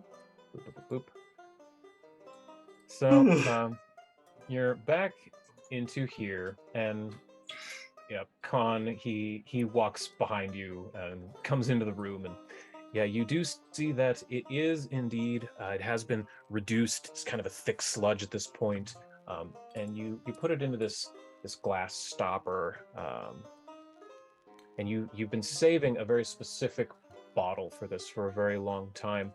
You got it from Baldebard, actually. It's a beautiful glass vial with flowers growing off of it made out of golden precious stones. And the machines, the alchemical machines that you set up next to Beats have been slowly dripping this thick tar-like substance, crimson red, inside this bottle. And you do see that it has all been dripped down into the bottle. It is done. And before we do anything else with it, and before I forget, XP for finally brewing the Blood Echo. Yay! Yes. All right. So now that I have gotten through that, you can do what you'd like, Cotton. Yeah. I do have a little prop. I got it. It's a nice. It's a bottle. It's got 2d4 in it, so it's a potion of healing. Nice. That's so great. A noise. Makes a Alright. click clack noise. Yeah. But yeah, Beat comes up to you and he says, well, since it's gonna be the Queen's family that you're gonna be looking for, she's the one who needs to be drinking it. I guess I'll walk over. Now I cannot guarantee that it will taste good, but the potion is done. The potion is done. We perhaps wait to drink that before we fix that gate. Before we do that. I can tell you now that the effects of it are going to be rather permanent. I mean, you'll be able to ignore it if you want, but you'll be able to tell where they're at all times. Okay. It's Oh, not like sure, it'll how last long it 10 lasts. minutes. This is a pretty powerful stuff. Gold dragon scales are not to be trifled with. So I gotta drink that. Okay, it's not gonna taste as bad as the last potion, right? Let's get you a chaser. I said I couldn't guarantee anything, so here you go. Drink up. That's fine, I'll take it. I'll just down it. This thick, horrible liquid slides down your throat. And as it does, the tiny little particulates of gold dragon scale almost slice the inside of your throat, and it starts to absorb into your bloodstream even before it hits your stomach, but it hits your gut with a sploosh. It's really heavy. And you get it down, but it's okay. You got it down. But you kind of... I love you, Colin, but... And you That was kind not of good. you kind of burp, and as you do, a burst of pink energy appears around you, and standing there is a pink horse, and then standing there is a large platypus with claws. Standing in front of you is a camel. Standing in front of you is a large flightless bird, and then all of a sudden, standing where your friend once was is a huge wolf. Why are you looking at me like that? All of you hear. Are you hungry? Like, Well, congratulations, you're a furry now. You did it. I hope you're happy. Owen is like furiously like flipping through the recipe book, like, is this supposed to happen? Guys, why are y'all looking at me like that? Did we see the other animals too, or was that just her that saw those? What was that question? Did we see the other animals too, or was that just her that saw them? The ones that are in here. Like, did they? No, Me like turning you. into all the Like, animals. oh, Like you said a turned into all camel, those you animals. said some Okay. other Oh thing. yes, you saw her turn into all of those, but her form finally settled on this big wolf. Okay, And I thought you were want, saying she saw these everyone- and then. Everyone, give me a nature check in the tower. Yeah, what the hell? Guys, Savid has that face again. Gotta find my tower first. Here we go. Like I'm not supposed to do it either. Wow, all of you rolled really bad. Well, she's a wolf Yeah, now. actually, none of you figured out what Well, just happened. Yeah, you all She's rolled really gone. bad. Let's kill it. no. No. I'm kidding. I'm kidding. And Beat walks out of the alchemy lab and he looks to you, Connie, and says, "Oh, thought something like this might happen. The magic in the scales is a little bit chaotic. It looks like your friend just learned how to wild shape like a druid." What? Are you saying that because that's what happened, or did a wolf hair get mixed in somehow and now this happened? No, I think that this was just a unhappy side effect. I think she could probably take it off if she wanted to. She doesn't know she is one. I'm looking at all of you guys. I'm hearing this, and I'm like, and I put my hand out, and it's a paw. And it's for big. like a second, it's a giant paw. Like I'm upset for a second, and then I get really happy, and I start jumping, hopping around like a dog. She's gonna attack us. Like I do the cute butt thing, that the butt cute dog wiggle. So I think she's happy. you Also, understand us? Are you mad at me? I give Khan like a look, like an angry dog look, but then I start hopping around anyway. Oh, Reese goes right up to the dog, does not care. And just like face scritch. Mm-hmm. That's your I think Reese conventions. would be like the least offensive one to do that for Dani. Yeah. Like out of all the people. Reese How is does like, Ares react? Ares is intrigued, and he's kind of hanging out in the corner a little bit. Yeah, and these are. And Arwen too. Yeah, we got some other animals here that just saw Dani transform. They're confused and sniffing around, but they both kind of slowly move forward, and you see Ares go up close and Arwen go close, and you can hear He's them both going to like, sniff your ass. Get ready. and Dani, they both come up to you, and Arwen says, "You okay there? I never seen you do that before." I think it was something that I took from Khan. I'm pretty sure it was Khan's invention.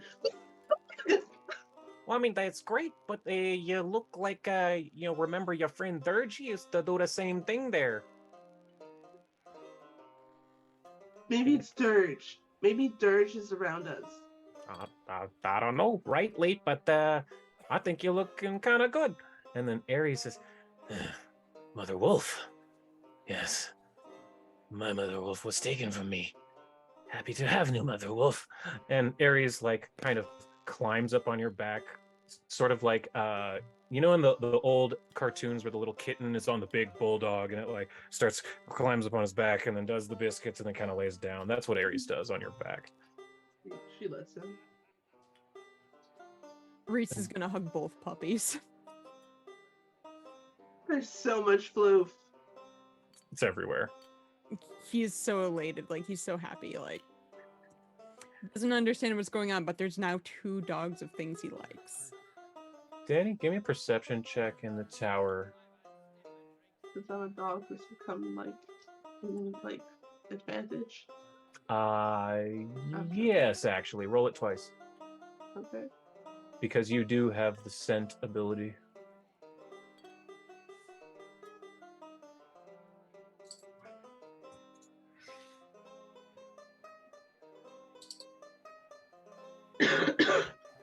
As all this is happening, you're kind of getting used to, your wolfiness, your quadrupedal frame, your massive frame. You're actually technically huge now, 15 by 15. So you're a big, big, big wolf.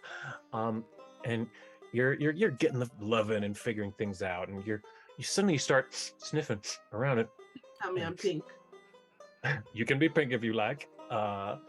So you start sniffing around, and suddenly your ears perk up instinctively. You didn't even do it on purpose, and you kind of close your eyes and sniff deep. And it's almost like you're feeling, how if you kind of concentrate, you can feel your heartbeat? Imagine that, but feeling it from a distance. You're feeling 4 separate heartbeats. at far distance. Two of them are extremely close together, to each other, not to you, but far away, kind of south and east. One is by itself, almost directly north, and one is extremely far away, dead south. But it's almost like you can smell a heartbeat. 4 of them.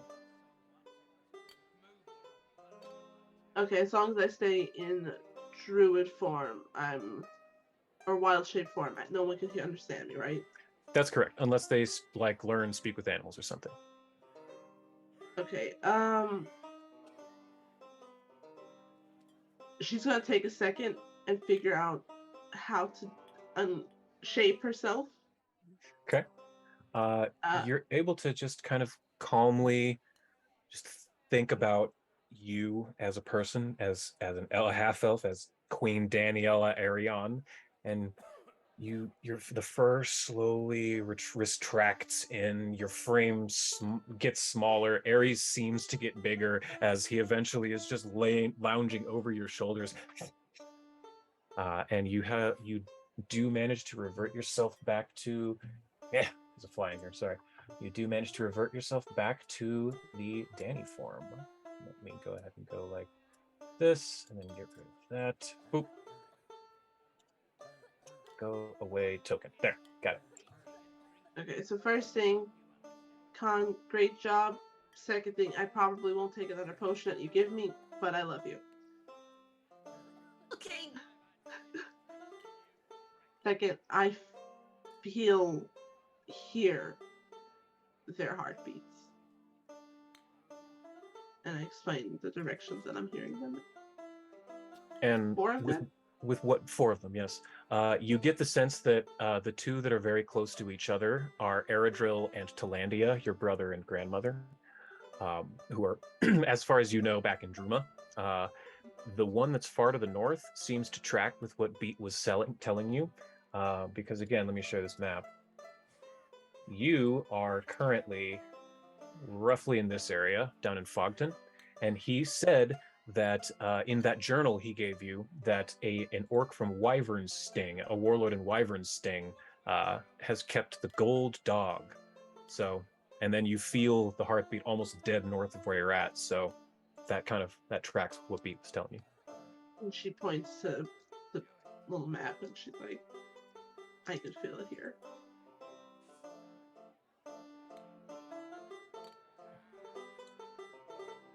But I guess we know where Beat food goes. comes up behind Khan. And Beat comes up to you, Con. He says, "You're really rather impressive. I haven't met many alchemists like you before. I mean, there's Jofiel down in Corvosa, but no one's better than that gnome." Oh, jovial. I'd argue she's better. That's we could see. I think you might be right. And in fact, and he goes into his lab again, and he comes out a moment later, Con, and he says, "I don't think I'll have much use for these anymore." And he hands you 5 gold dragon scales. "I think you can get a lot more use out of these going forward than I can." Are you sure? Y'all sure? I mean, this is Your wife? I've been crying over these, wishing her to come back to me for almost 1,000 years. It's time for me to do something that can help. I know Gwyneth Roger would want to help save the world, and if her scales can help you save the world, I think that's just the best thing for everybody. I'm too old to help you myself these days, and frankly, far too much of a coward to come down off my mountain. But I know I want to help, and I'll help what I can. I have a question. Feel free to say no. No pressure. The scales would be very helpful, I believe. So I have this thing sometimes I do where I can temporarily use dead material to help aid us in fights. There happens to be a skeleton inside that pot. I would never use that without permission, but should we know of a big fight coming up and we might need help, would you permit us to borrow her form to fight for us?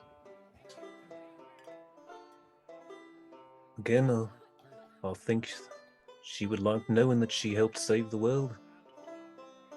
Not doing too much right now. Having me cry over frozen bones is not helping nobody.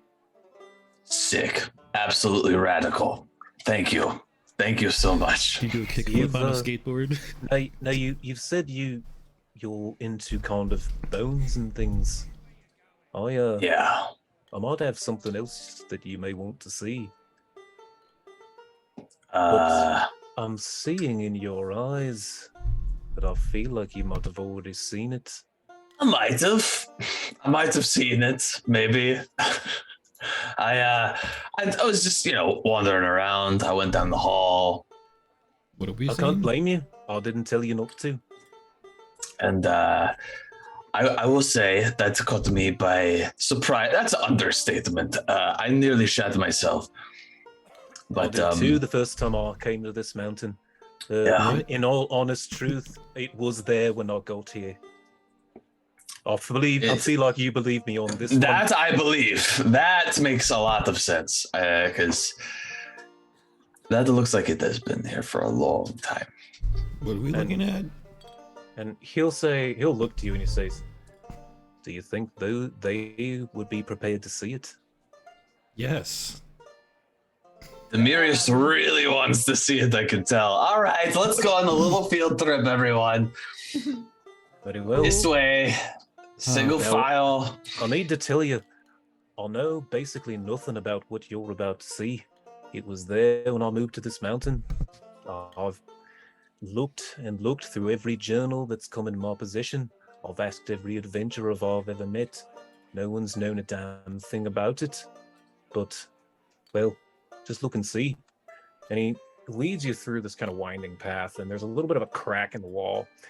You can tell the goats kind of come in and out of there, and he leads you outside, and it's sprawling valley in front of you, peaks everywhere. There's fog rolling everywhere, and up against, and you're on the top of Mount Fogtip, the tallest mountain in the area, and across the valley from you, sprawled against the mountainside, a sword the size of a mountain itself coming out of its chest, is a titanic humanoid skeleton. He says, "I just always called it the Titan. I never rightly knew what it's called, where it came from, or what killed it." Eshtabai. I think it's Eshtabai. And he looks at you. "What did you say?" Eshtabai. This is a god, not a titan. What? And he's just flabbergasted that you seem to know anything about this creature. What? Who are you? What are you? What? How do you know anything about this? I've spent the better part of 1,000 years trying to find one little answer. Now, that I can't tell you. There are certain codes I have to uphold, but what I can say is that I know not only who this is, but I know who killed him. What? You know who Though, it is? yes, though I think it's very ironic because the one that did it doesn't wield a sword. I think the sword was his weapon, and they used it against him. She wields a scythe. Okay. You might have Urgathoa, yes. She supplanted his position. This was the former god of, I think, undeath. Out of game, I think she's the god of undeath, right? That's right, yes. This was the former god who was slain, and now is, instead of god of undeath, is just a dead god, ironically. And she is taking the position. However, because of this, it proves something. The gods are not invincible. Immortal? Sure. Invincible, far from it. And their positions can be taken from them. That is a very interesting thing to learn. My goodness. So you say that Urgathoa wasn't the original goddess of undeath? It raises the question, how many other gods do we know that we think are the originals, but were actually the second or third iteration of that domain? And how For many example, are there Sarah... reaching for their titles as well. Right. And like Sarah and Ray, been around a long time. Was she We the know that first? Iomedae took the place of Eridan after Eridan was killed. Right. Now that is a more benign version. Eridan wasn't killed by Iomedae or whatever. That was sort of an inheritance kind of situation. But no one knows how Eridan died. Iomedae just took up the mantle when he went missing. Right, and it's not in. She would not be able to take up that mantle if she had done it, right? So we all kind of say, well, it wasn't her. It right. Clearly was some other means, but very interesting, right? That's mind-boggling, actually. I can't thank you enough for this information. That tells me a lot. I'm just amazed that you knew anything. You're more powerful. I'm a bit of a nerd, you could say. I read a lot of books. I read a lot of books myself. Well, fair, but you have been on this mountain a long time. Now that's true. It's been a while since you've gotten to add more to your collection. But I've been able to... and I kind of gesture to myself, I'm like, I'm not from around here. Where I'm from, there are collections of knowledge that are not present here, and that has helped me sort of gather what I know. Understood.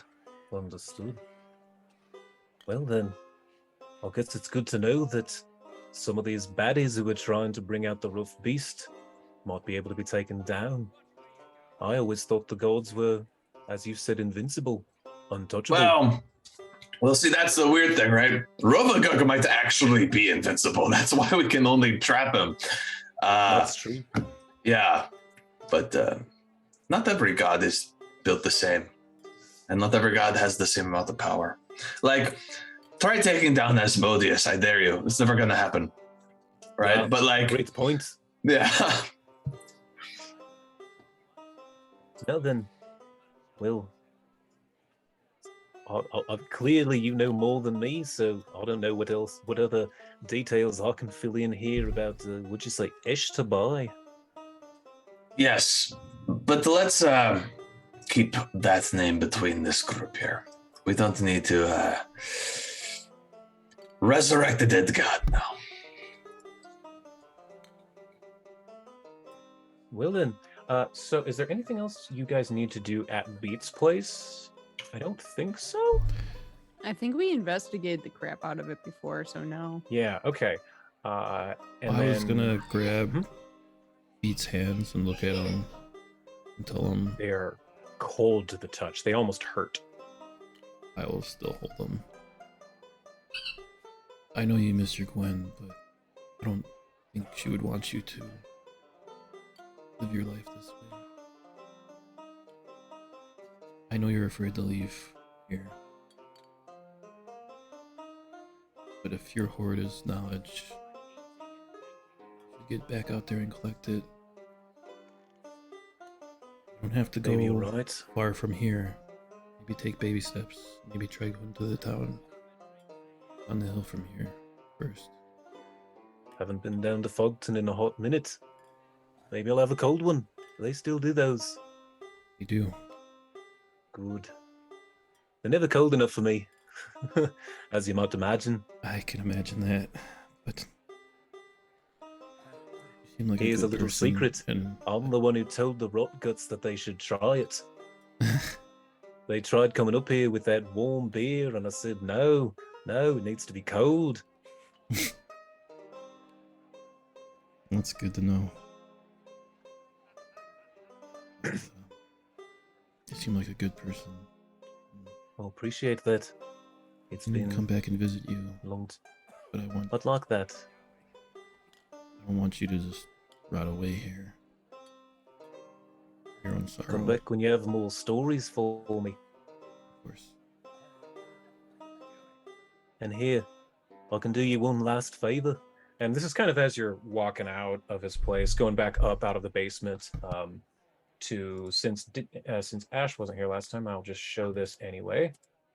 This is the front of his cabin. You came up out of the the trap door in the top left there, and he says, "I've got one more thing I can do for you here."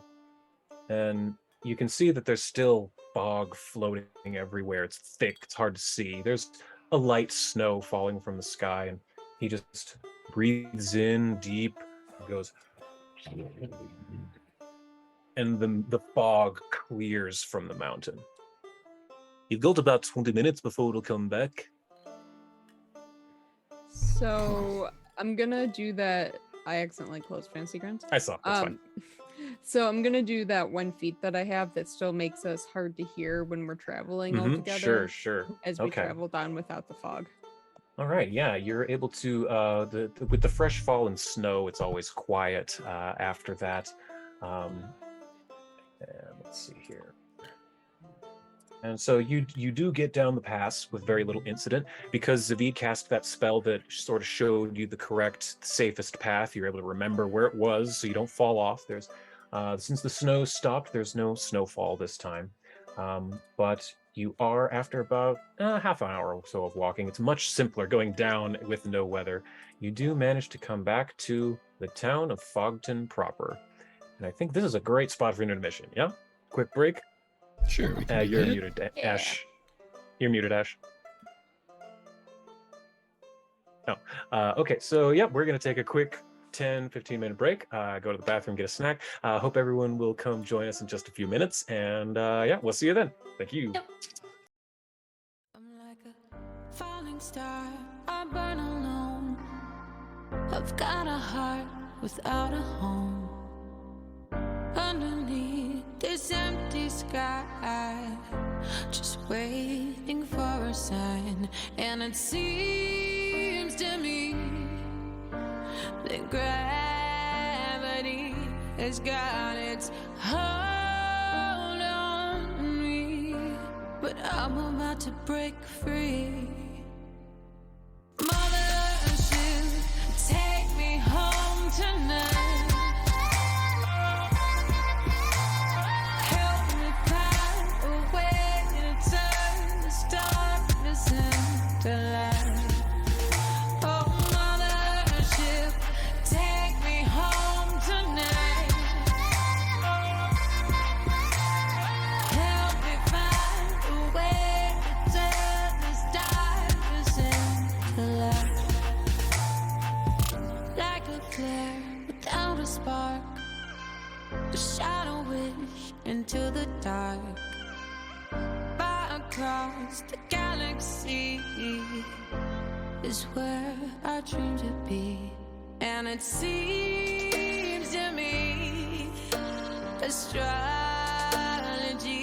has got its plans for me. I just gotta believe. Oh, mothership, take me home tonight. Help me find a way to turn this darkness into light. Oh, mothership, take me home tonight.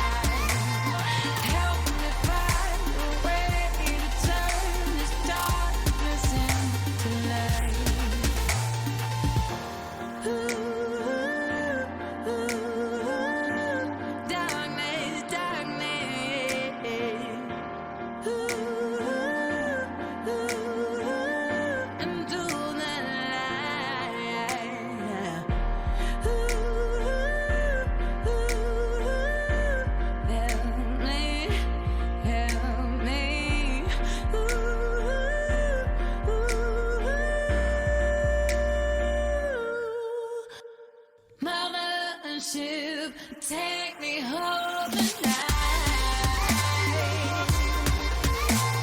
Help me find a way to turn this nightmare into light. Oh, mother of tube, take me home tonight. Help me find a way to turn this darkness into light.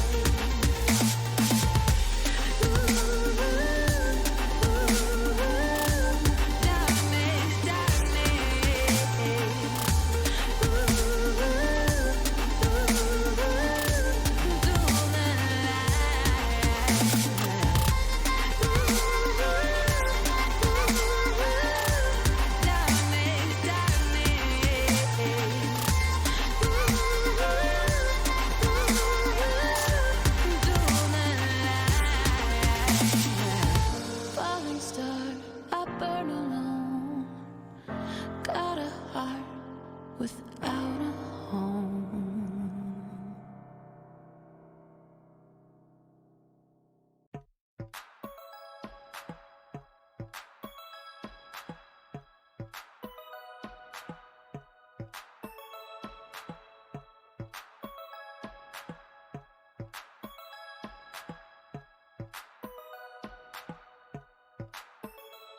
Some see me as a cynic. They come in for the base, but they stay for the acidic. I've been on that paper chase, keeping pace for a minute, and I'm aiming to appreciate the moment while I'm in it.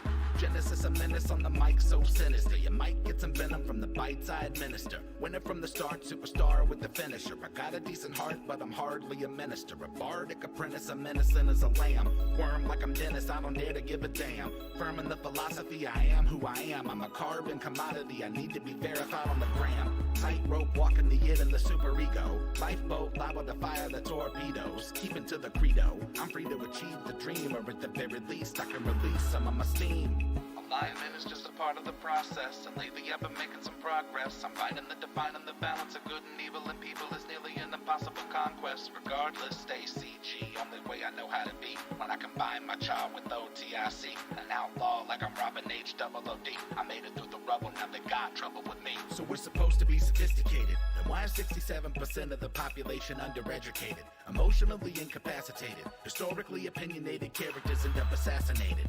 And that's okay with the people faking it day to day, capitalizing on capitalism. It's pay to play, waiting for data to make it fade away. Whether you admit it, we're witnessing biological decay of the human race. We're going to a new place, I really hope it comes soon. I don't do space, two-faced, treble and bass, running the rebel base, outpacing enemies in the interface. In your face like a zygomatic arch, I got them in lockstep, meaning my melodramatic march is effective, albeit rather subjective. I encourage you to pursue a new perspective. Alignment is just a part of the process, and lately I've been making some progress. I'm finding the defining the balance of good and evil and people is nearly an impossible conquest. Regardless, stay CG, only way I know how to be. When I combine my child with OTIC, an outlaw like I'm Robin H. Double OD. I made it through the rubble, now they got trouble with me. Since the day I was born I've been non-conforming. I put myself in a position to make a living performing. Haters should consider this a formal warning. I've been swarming on them like a storm, I'm global warming. I'm not the one, done been through too much madness. Mastered the wrath and the sadness. You would need an atlas to match where I'm at. The fat cat put a nerdcore rap back on the map, that's Yazid. Weaving that underwater basket. Rap till I'm wrapped in a casket. Snapping I'm back on the track like a Matt Foley. Stay blown like a fiberglass gasket. Gassed up, I'm a maniacal minotaur. Try to hit me with your best shot, Pat Benatar. Try to get me on a guest spot, but I stay in the lab, and that's where I'ma be until they put me up on the slab. It's magic. Alignment is just a part of the process, and lately I've been making some progress. I'm finding the defining the balance of good and evil and people is nearly an impossible conquest. Regardless, stay CG, only way I know how to be. When I combine my child with OTIC, an outlaw like I'm Robin H. Double OD. I made it through the rubble, now they got trouble with me. Life is short, do it as you please. You're the only person that you ever have to appease. Or search your weaponry by stepping in DSDs, but you gotta know that nobody gets any guarantees. Seize opportunity, embrace your development, replacing the elements, erasing irrelevance, facing the blatant display of decay and our elegance. Merrick was a man, not an elephant. Tell him on the merit of the self-reflection, minimizing any malevolent misdirection, keeping them at a downright distant disconnection, an example of natural selection. And I might be slightly erratic, ghost in the shell, I'm a light in the attic, and I'm quite the dramatic, I'm in it for the attention, ready to ascend and transcend dimensions. Alignment is just a part of the process, and lately I've been making some progress. I'm finding the defining the balance of good and evil, and people is nearly an impossible conquest. Regardless, stay CG, only way I know how to be. When I combine my char with OTIC, an outlaw like I'm Robin HOOD. I made it through the rubble, now they got trouble with me.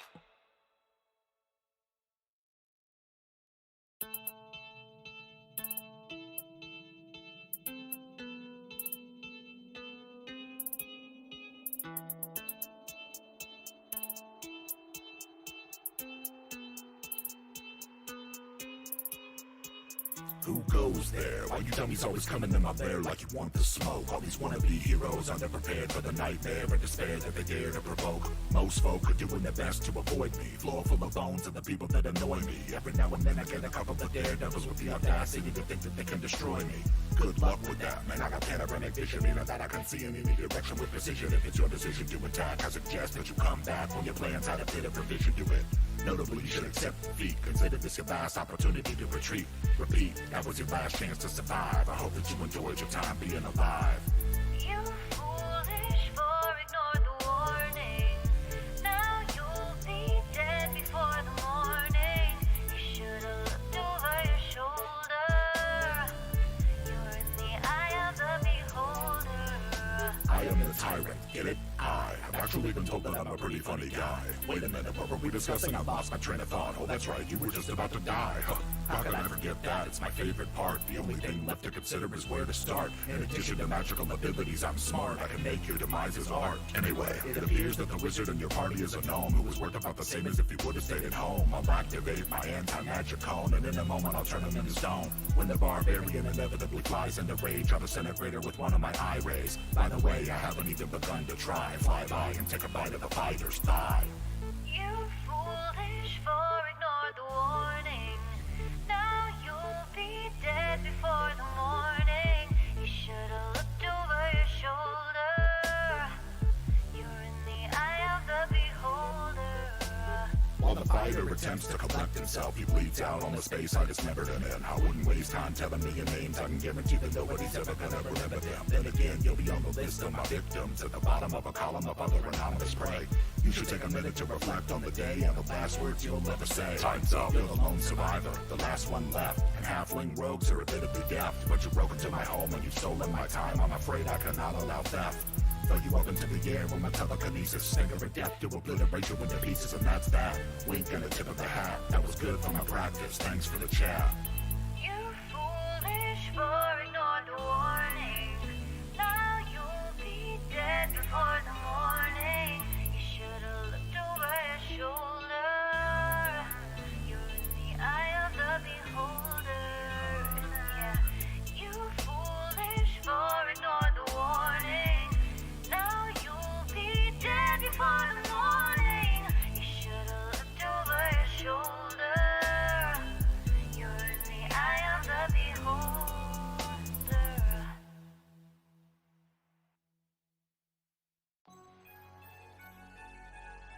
A glass cannon is a character that can put out obscene damage very quickly, but is also incredibly frail.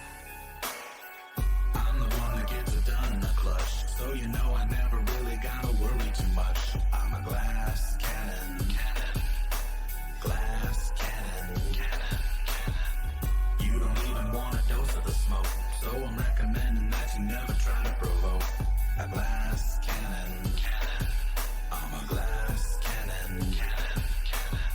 If your objective is blatant confrontation and you haters have greatly underestimated my station, I dominate with divination, I conquer with conjuration, I'm bonkers with evocation, I'm astonishing at abjuration, patiently waiting for my invitation to help alleviate my already unbelievable reputation. No conversation, the brains of the operation, the pain of the population contained in a concentration of a spell slot.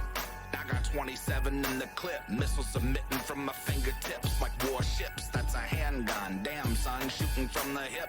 Only one using telekinesis to get a grip. Can't chips waiting to be cast off. Prismatic wall, make them all blast off. Cackling my ass off, incapacitating them with laughter. Yazzik ain't the caster you wanna go after. I'm the one that gets it done in the clutch, so you know I never really gotta worry too much. I'm a glass cannon, glass cannon. You don't even want a dose of the smoke, so I'm recommending that you never try to provoke. A glass cannon, I'm a glass cannon.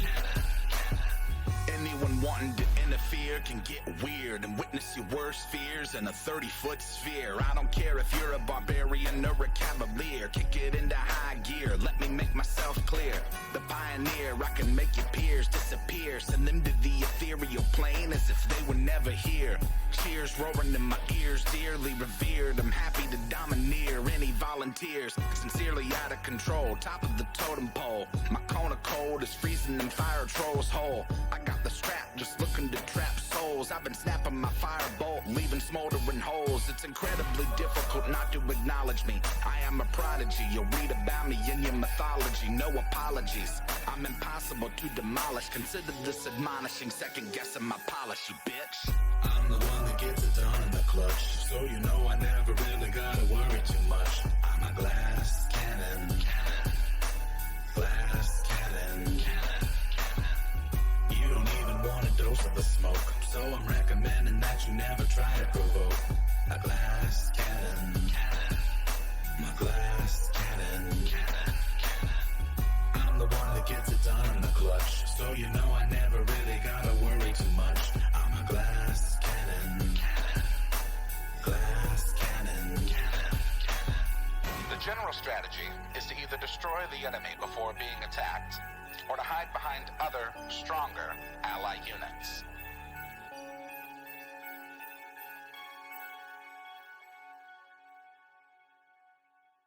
I'm like a falling star, I burn alone. I've got a heart without a home. Underneath this empty sky, just waiting for a sign. And it seems to me that gravity has got its hold on me, but I'm about to break free. Mothership, take me home tonight. Help me find a way to turn this darkness into light. Oh, mothership, take me home tonight.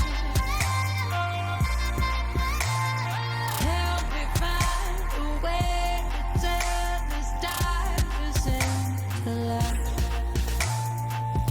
Like a flare without a spark, a shadow wish into the dark. Far across the galaxy is where I dream to be. And it seems to me astrology has got its plans for me. I just gotta believe. Oh, mothership, take me home tonight. Help me find a way to turn this darkness into light. Oh, mothership, take me home tonight. Help me find a way to turn this darkness into light.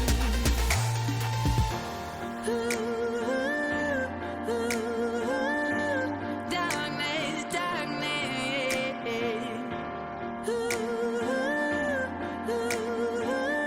Into the light.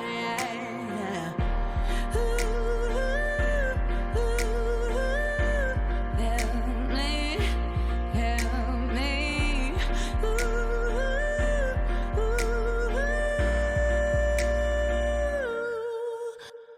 Mothership, take me home tonight.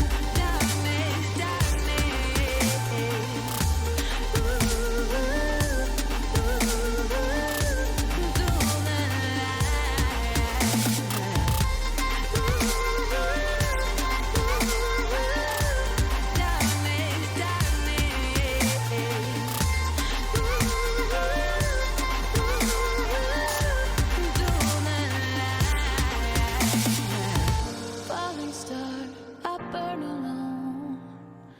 Got a heart without a home.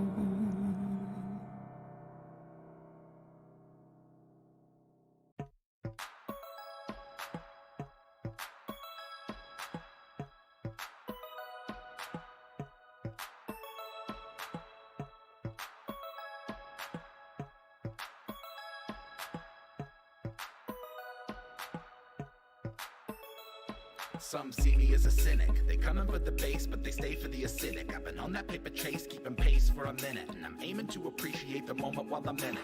Genesis, a menace on the mic, so sinister. You might get some venom from the bites I administer. Winner from the start, superstar with the finisher. I got a decent heart, but I'm hardly a minister. A bardic apprentice, a menacing as a lamb. Worm like I'm Dennis, I don't dare to give a damn. Firm in the philosophy, I am who I am. I'm a carbon commodity, I need to be verified on the gram. Tightrope walking the id and the superego. Lifeboat liable to fire the torpedoes. Keeping to the credo, I'm free to achieve the dream, or at the very least I can release some of my steam.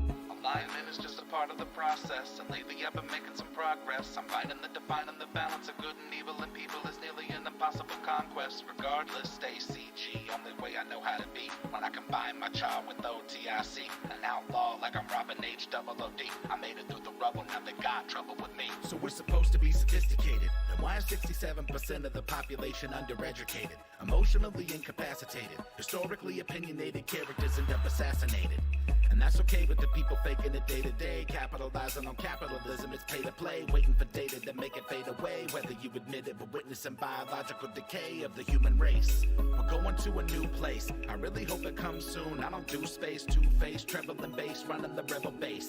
Outpacing enemies in the interface. In your face like a zygomatic arch. I got them in lockstep, meaning my melodramatic march is effective, albeit rather subjective. I encourage you to pursue a new perspective. Alignment is just a part of the process, and lately I've been making some progress. I'm finding the defining the balance of good and evil and people is nearly an impossible conquest. Regardless, stay CG, only way I know how to be. When I combine my child with OTIC, an outlaw like I'm Robin H. Double OD. I made it through the rubble, now they got trouble with me. Since the day I was born, I've been non-conforming. I put myself in a position to make a living performing. Haters should consider this a formal warning. I've been swarming on them like a storm, I'm global warming. I'm not the one, done been through too much madness. Mastered the wrath and the sadness. You would need an atlas to match where I'm at. The fat cat put a nerdcore rap back on the map, that's Yazik.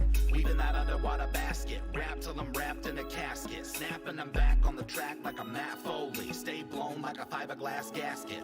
Gassed up, I'm a maniacal minotaur. Try to hit me with your best shot, Pat Benatar. Try to get me on a guest spot, but I stay in the lab, and that's where I'ma be until they put me up on the slab. It's magic. Alignment is just a part of the process, and lately I've been making some progress. I'm finding the defining the balance of good and evil and people is nearly an impossible conquest. Regardless, stay CG, only way I know how to be. When I combine my child with OTIC, an outlaw like I'm Robin H. Double OD. I made it through the rubble, now they got trouble with me. Life is short, do it as you please. You're the only person that you ever have to appease. Or search your weaponry by stepping in DSD. Hey everybody! Hey, welcome back. We're back from our little break intermission here. Glad you could join us. Where we left off, the team Lux Et Umbra had just been leaving the mountain cabin of Beat Els, the now they've no silver dragon who lives atop the mountain, who assisted Khan in finally completing the blood echo potion, which allows Dani to sense and almost smell out her family members. Coming down off the mountain, it was much easier getting down than going up, because Beat had removed the fog and the snow temporarily from around the mountain for you to make your pass a little bit easier. You get back to the main part of town, coming out, and you have most of the rest of your day. It's about 2-3 in the afternoon at this point. Reese, you know you do have a date a little bit closer to sundown, but you have a little bit of time to kill before then. The places you know of in town are the Brood Awakening pub their tavern that you stayed at overnight the night before. There's the Rotgut Brewery that Dirge's family owns, and there's the Barrel Floater Brewery that the Barrel Floaters own. I make a suggestion real quick. I'm like, once I remember that barrel floater, I'm like, can we go there? Sure. And Reese I was like, oh god, all right, I could do this finally. And he just like lets down all of his hair, and like there's this like L'Oreal type of like windswept kind of tussle, and then his hair just kind of all unfurls. But it's like, all right, this is more comfortable after being in the up there. Like I might keep my hair down for now. I can't anymore. This is. Hair looks great. Thanks. It's been a while. It was shorter the last time, so it's kind of insecure. Not gonna lie. It really suits you well. Oh, thank you. Okay. Okay. I mean, we could always cut it too. No. This is part of my story. Parts of me are in here. Walking up the road, Shape into you're a able wolf. what was that? You wanted to shape into a wolf? After everyone's up very soon. Oh, sure. To like help you sniff out the brewery. Is that why? No, because I want to run as a dog. Ah, gotcha. Okay, so then let me put you on the map as. Okay, let me just swap out your token real quick. I can do that. So pink now. I love that. I want to change to wolf. Oh, for this like really like game mechanic related reason? No, because it's fun. I want to run around. So you think it's wise to run around as a wolf in a town full of orcs? Just came from the dwarves mountains. That's fine. Really? I mean, By the time you finish that sentence, she's already a wolf. All right. and look, anybody shooting arrows and throwing spears, if she dodges them all, there's no problems. It's fine. True enough. So you do so. You change into your huge wolf form and take off galloping. Ares and Arwen follow close behind. Hey, keep up! Wait up there! We yeah, our Ares got little legs there. Yes, I didn't run quite as fast, mother. And he go clomping up behind you, and they do take off towards the. Brrr, is all you hear. But you see that they take off to kind of the northeast area of town, past the Brood Awakening. As you run by, you see Pop Rotgut, the bouncer of the Brood Awakening, just kind of go and slowly watch you run past in horror, seeing this massive wolf just running past in town. But you do eventually, with your keen sense of smell, I won't even make you roll for it, you pick up Abby's scent. Somehow you recognize it, even though you don't know why. But eventually you do come up to, at the top of the hill in the town near the lake, or near the river, you come to a building that should load there for you. It's a black building, but it's a building. Yeah, the building should be black. Okay, yeah, cool. But you see the rest of it, like with trees and stuff? Nope. No, everything. Oh, you don't see the trees and stuff? All we Nope. see is fog in We our see character. fog. Yeah, there's a rolling fog on nothing right now. Rolling fog and black. Oh. Is this the afterlife? Yeah. Oh no. This might be just a moment of it's taking a second. So, let me. We actually died on the mountain pass back down. So let me just get rid of it. There we go. Okay. Is it still black? No, we have This is a question mark It's now. a gray and a question mark. Wait, There ain't a Oh, question there it mark. is. Hey, fantastic.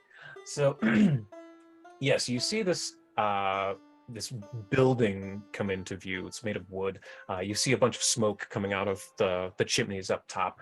And there is 3 round tables over to the east, right near the front door. The place is surrounded by trees, but there appear to be people inside working from where you're standing. And Danny, you are still a very big wolf. I'm gonna shape back into myself. Okay. That was so much fun! As she reverts back from this massive wolf into her half-elf form again, Danny shouts out how much fun she just had, and Ares starts to jump up and lick your face. She kisses her dog, nuzzles her face into his. Why do I feel like this is gonna be a problem later? Look, we have fast transportation if we need it now. I call dibs. And like, Reese looks over to Daddy like, "Can I get on your back when you run?" Yeah, definitely. We could get you like a little, what is it called? The Little thingy. saddle harness thing. Yeah, we get you a little saddle. We put you on there. Oh my god, yes. Oh my god, multiple saddles. You are a big wolf, so you know we can have like I can get like a baby Bjorn for Khan. I know it might be a little insulting, but Khan can ride like right in here. Insulting. What? Look, we had to do that when we had to go up the mountain. But that It's was safe and different. secure There was for no you one as we else on run- the mountain. All right.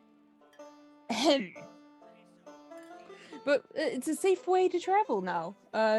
So yeah, we multiple saddles. So the the front door is over on the right there. I don't know if is all of it shown. Like, can you see the insides? Yeah. Yep. Yes. Okay, cool. I had it blacked out, but I got rid of the blacking. It's fine. Yep, there you go. Permission to move, unlocked, sir. yeah. Unlocked. There you go. So you there's kind of a double doors, and above the doors you see in nice kind of gilded lettering, it says Barrel Floater Brewery, established 4721 AR. And there's two kind of wooden double doors with glass windows that you can see into. And you can see some motion kind of inside. Going inside, there's more tables, round ones, long ones, and behind the bar, you see the back of the head of someone who appears to be a short dwarvish woman with blonde hair and big braids that wrap around her head. And she hears the door, and she begins talking before she stands up and turns around, and she says, "Welcome to Barrel Floater Brewery. How can I hit?" And Dani? Danny will just go straight in for the biggest hug ever. There's no like pausing, there's no nothing. They're just hugging her as tight as she can. She slams up against the wall, like stunned, not even knowing what to do, and she eventually kind of shakes herself loose and puts her hand in, embraces you, and says, "Dani, where have you been? What? I'd heard that. Oh my, you are you truly the queen now?" Yeah. Coronation was just a few days ago and everything. That's incredible. So then, it's true what I heard about your father? Yeah, it's a real shame he died. Well, I mean, he was a right bastard, wasn't he? But Not as much of a bastard as Archie Butt. He's dead too. Oh, yeah. We killed him. you took out Archibus. Oh, that's fantastic. He was a right cock. Yeah. I believe wasn't he the reason why you had to leave the capital anyway? If I recall. Aye, he was. I left the castle because I helped Dani escape. And Oh, you're the one who freed her? Hi, I'm Reese. I don't know if Danny told you about me. Oh, Reese, I know all about Reese there, don't ya? And she kind of leans over to Dani and kind of does like a and it's really, really obvious. Like, oh, I know all about Reese now, don't I? Nice to formally meet you. Oh, can't wait to meet and talk to you. But I am the one who helped between me and oh God, what was her name? Forgot my own NPCs' names. There's so many. Holy crap. Druma, Lord Sayora. There she. Between me and Maris, we were the ones who snuck her out of that tower. But as soon as Archibus and the king got word that she was missing, they sent out all the forces. I made my way out to try and warn her, to let her know that they knew she was gone. I distracted them as long as I could after she left to let them think she was still up there. I brought her food every morning, even though no one was eating it. I'd fed it to the rats, threw it out the window, ate it myself, things like that, make sure the plates were empty. But that eventually explains they the got tower back. of plates down broken when I went to go visit before I heard about the coordination a few months back. That was probably my fault. I should have been better about getting rid of No, them. I was just wondering, maybe I was kind of concerned, like, did Danny just like go on a strike? It's fine. It makes sense now with details. But as soon as they found out that she was missing, they knew that I was the one who'd helped. And, well, last I'd heard, I was an enemy of the state. Well, you're not. And Dani just sits her down. She gets a bottle of ale from the back of the counter, and she takes her to a table and starts telling her everything. The whole from the getting taken back while she was on a date with Bruce. Bruce. I was gonna call What's him my Brad. husband's name again? Or what's my partner's What's name my again? fiance's name again? Yeah. What's my fiance's name? Oh yeah, that's his name. Starts telling her all the stuff from Bruce to Zavid Khan, Demirius, and how reuniting with Reese, the coronation, everything. Well, yeah, I met these three when I came down to Plaguestone myself. Con and Demirius and Zavir here are the ones who, they were really kind and let me in. Their hospitality was great. But unfortunately, you were already taken by the time I came to warn them.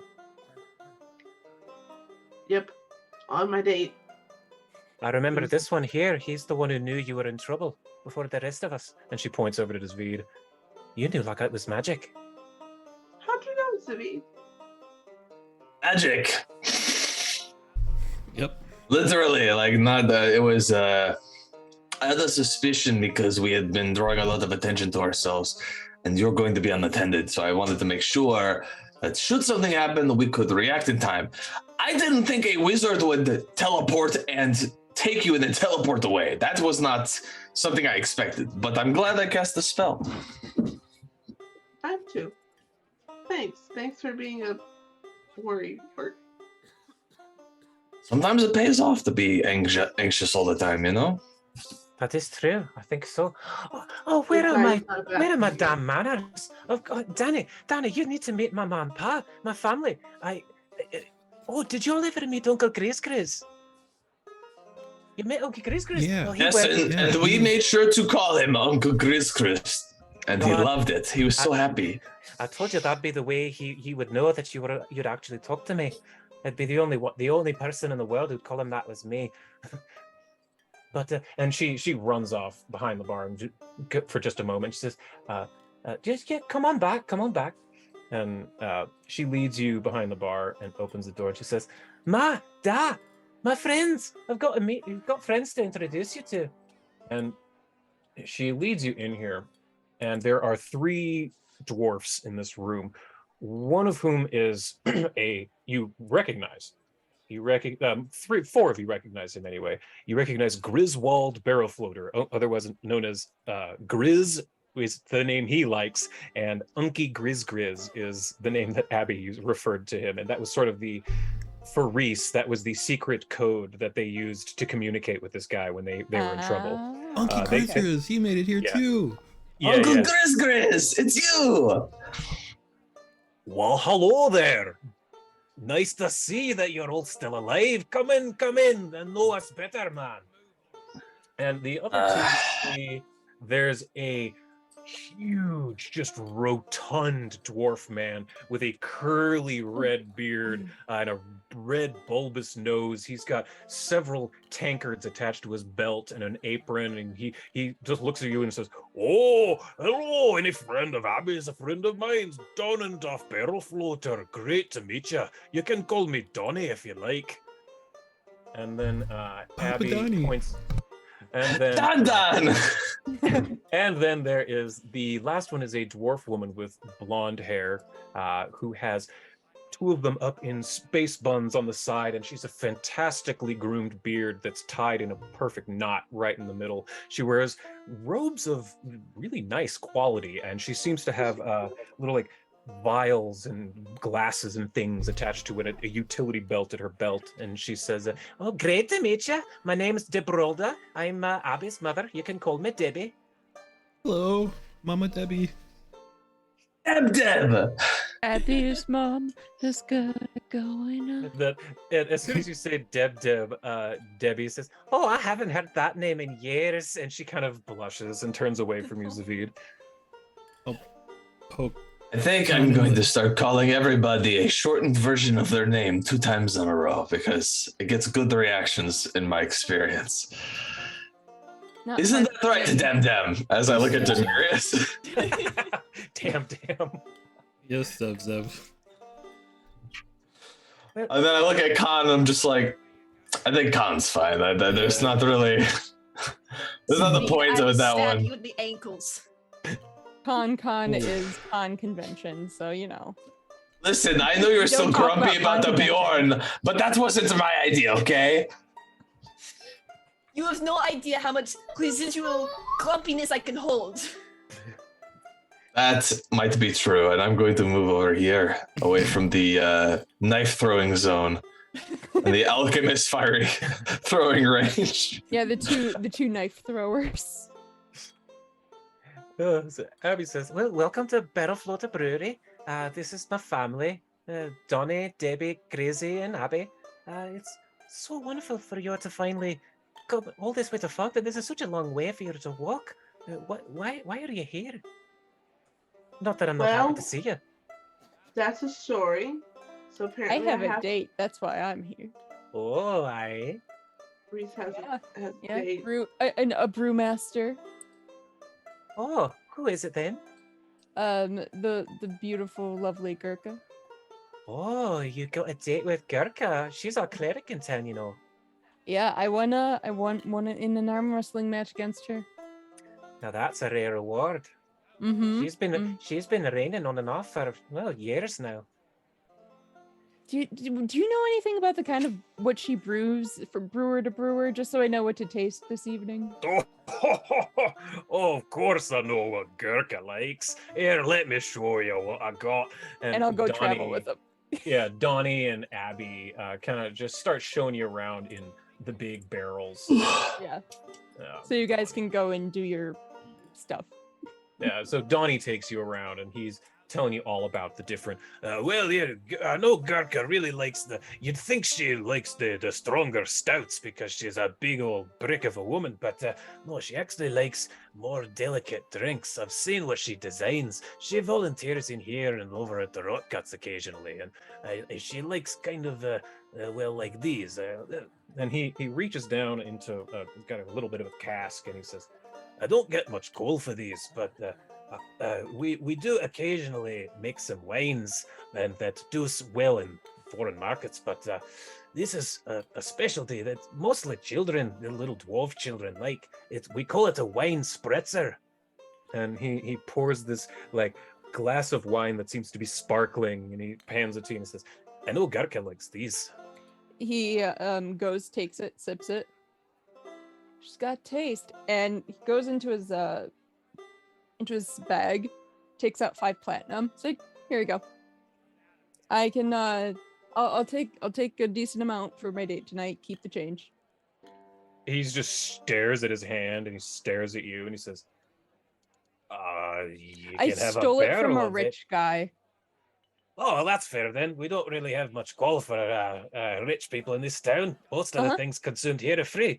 We only charge Exactly. for the export, so I'll put this towards the brewery. Appreciate you. Thanks. You can take anything you like. Thanks. I'd like to. He sit down with saves a Ab- few barrels that are able to be like as like backpack. Like actually, Sure. is there like a giant keg I can backpack? Yes, the one that he's carrying in the picture there, he gives you something like that. I'll Cool. reshare it. This, he gives you a pretty decent keg that any normal person wouldn't be able to lift, but Reese is all about the arms, so yeah, you're able to carry that thing on one shoulder like this. Cool. All right, now go to the plot. Yeah. What were you saying, Danny? I would like to talk to Abby and be like, since you're no longer like, what was the word that she was? She was your handmaiden. No, she was my handmaid, but she was like a danger to the state or something. What was she? Oh yes, Enemy of the state. Wanted Enemy of the for state. treason. Yeah. Enemy of the state. Okay.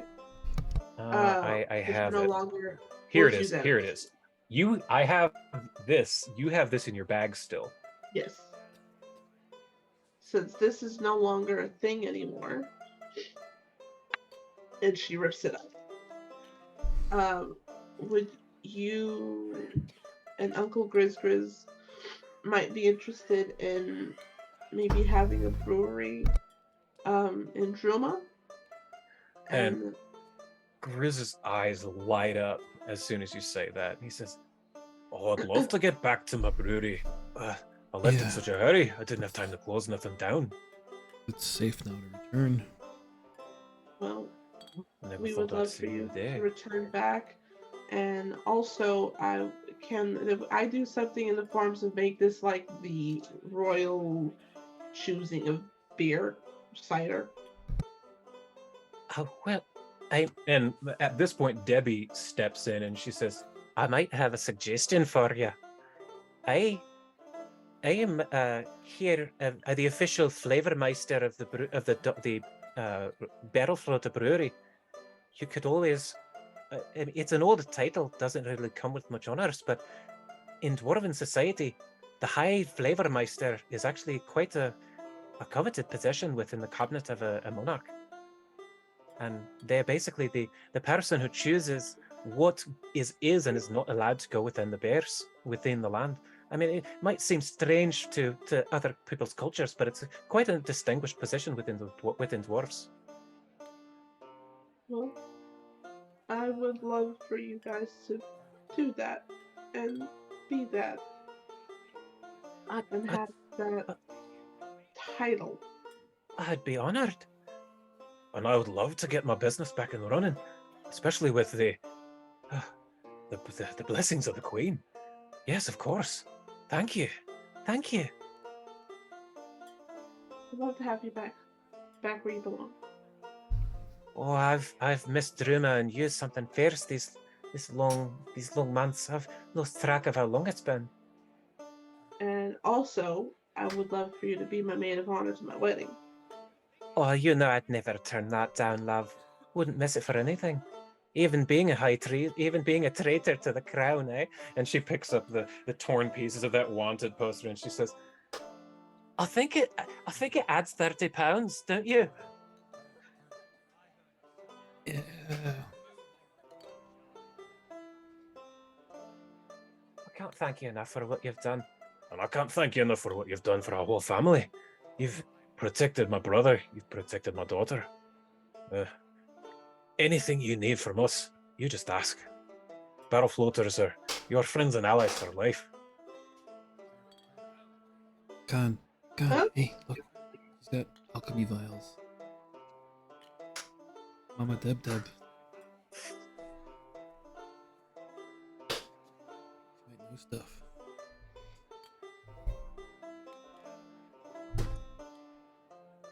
Yeah, I appreciate everything that you've done for me, Abby. And helping me get out and being able to see the world for once. And because of you, I got to meet this amazing group of misfits that I love so very much. Shut I'm up. just happy to get you out of that tower.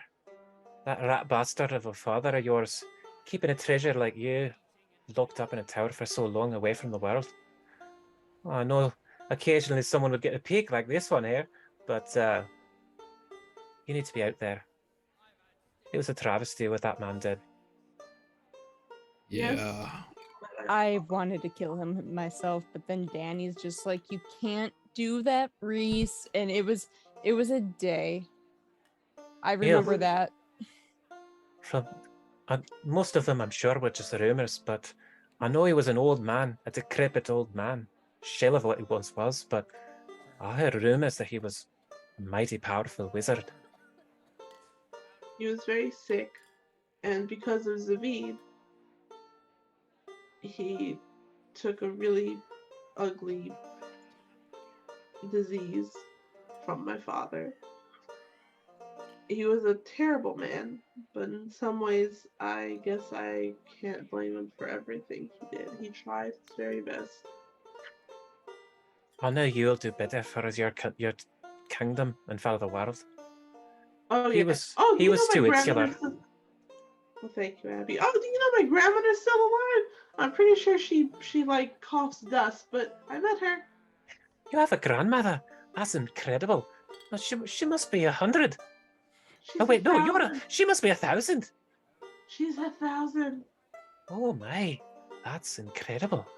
Grandmother, where is she from? And you remember, if you, Ash, don't remember, she's from Cunie. And I thought that's where she's from. Oh, the forest east of Druma. Sure, sure. I didn't know you were related. I suppose that was rather the point, huh? Yeah. He was. King Arion made sure that Arion made sure that you were rather forgotten. But Did. looks like you and your friends did your level best to undo that wish of his. Hold my man. So, will you be staying long in Fogton then, or are you going to be needing to go on your way? We're gonna be going on our way, probably tomorrow. Oh, aye. That's unfortunate, but I'm just glad you're able to stop by. I'm glad that you're okay. I've been doing fine. Thanks to you. All of you. These three here, they're the ones who snuck me out of Plaguestone. Got me to to the fork in the road, but I was able to get myself here safe. Without them, I never would have made it past Boulderbards and in. They caught me like they caught you. I wouldn't have been able to make it out of a lot of stuff without these three either. Keep Odin close. Maybe not that one. And she points over to Reese again. Keep that one at arm's length, you rat scallion. Hey, And she winks at you. you gotta do what you gotta do.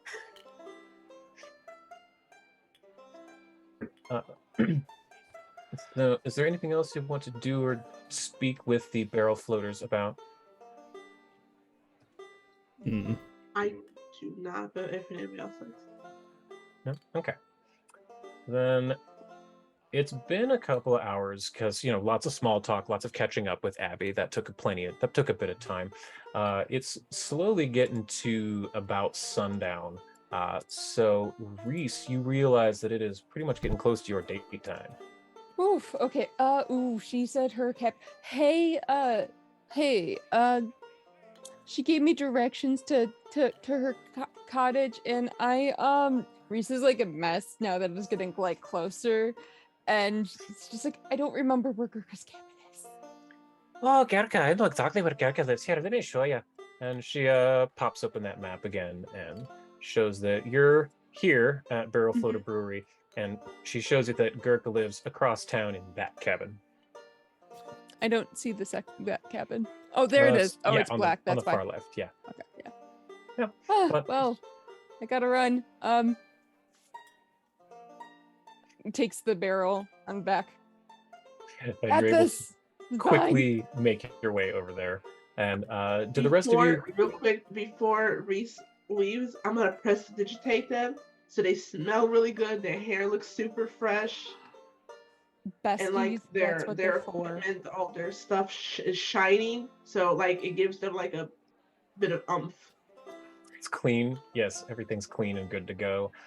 So you make your way across town, and you do eventually come to what you see is what the cottage that Gurkha described to you. It's kind of small in the forest. It's surrounded by trees. A few are cut down for here and there just for firewood and such. There's a small horse pen over to the side and a little smaller building. And it's foggy as per usual within Fogton. And you can see that there is a small cottage with a front door with little plants leading in a walkway to the front door. Ooh. Did that load yet? Nice. Yeah. That's cute. Good. That's me out of character saying that. Yeah, but isn't it? It's a good map. I like this map. Where's the front door? It's over to the right, on the other side of that bush. Just kind of looking at the scenery. You see over there's a small outhouse that's like a two-seater. There's a pile of firewood leaned up against the house. The door is there. Is it there? Oh, it's there? Oh, okay. Yeah, that kind of makes sense. Oh, there's the welcome mat right there. Watching Reese like go all around the house, like where? How do I get in? They're so They're so stealthy, you can't really Yeah, I'm hear sure. them. I'm sure. You know, so they're just like, she can't know I get lost easy. She can't know I get lost easy. Stuffing around like. Yep. All right. And he knocks on the door. And you hear kind of a clatter. Just a second. And a moment later, you hear it. The front door opens up, and you see standing in front of you, much taller than you, rippling muscles everywhere, wearing clearly a homemade leather outfit out of hides and furs that she's obviously hunted herself, is the muscular, statuesque figure of Gurkha Kahanui in front of you. And she says, "Oh, Reese, glad you could make it. Come on in. Come on in. I hope you brought your appetite." And she's already kind of purple at the cheek. Oh, I hope you brought glasses. I would assume you have some. And he like settles down the keg backpack on the floor. Oh, got that from the barrel floaters, I see. Oh, you brought me wine spritzers? It's only the You- best that they have. We're gonna get along. And she goes back, goes back over here and gets out 2 big mugs and sets them down on the table to allow you to fill them up. Or not mugs, they're like wine goblets. They're glass. They're actual glass. Yeah. I haven't had one of these in ages. Good guess. And she starts drinking as she goes back to the stove here, and you can smell, now that you're kind of in here, it smells wonderful. It's a very earthy smell of what's cooking. You could smell meat and vegetables. It's something's boiling on it in a big pot. And she says, let's see. She says, I made my own little spin on a traditional Fogden dish called Stew of the Mountain. It's got some game meat, some root vegetables, spices from up on the high peaks, and greens from down in the low valley. And my special ingredient are chilaxian reaper peppers for extra spice. I call it Mountain Stew Code Red.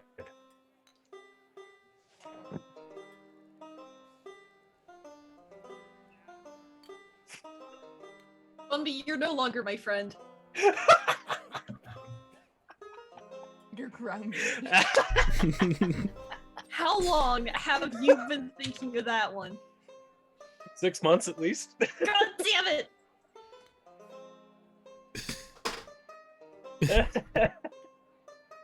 I do love a good mountain stew. Traditional mountain stew is just kind of boring on its own. Like nothing agree. nothing against mountain stew, but like you gotta have a different flavor to it, and I like the spice. Yeah, I think you'll like it. It's different. It brings a different development to it. So I lost track of Considering he's myself. the I'm one so who's mad at eaten myself. rocks. When did that happen? The candy, the rock candy. Oh, that's right, the literal rock candy. That's right. So Gurkha goes back to kind of stirring the mountain stew and says, so tell me something about yourself, Reese. Clearly you're stronger than you look, stronger than the average elf. You beat me. You're able to carry that giant wine spritzer in here. Well, what's your deal? Where are you from? Out of character, where is Reese from? Osirion. It's way Osirion. south. Here, I can show you. Arian. Come on. There we go. Map. There we go. Okay. So this is a big chunk of Galarian. You are currently here. Mm-hmm. Reese is from this general area. Oh, okay. Yeah, that makes sense. Yeah. Okay. Excellent. All right, now that I have context. Yeah.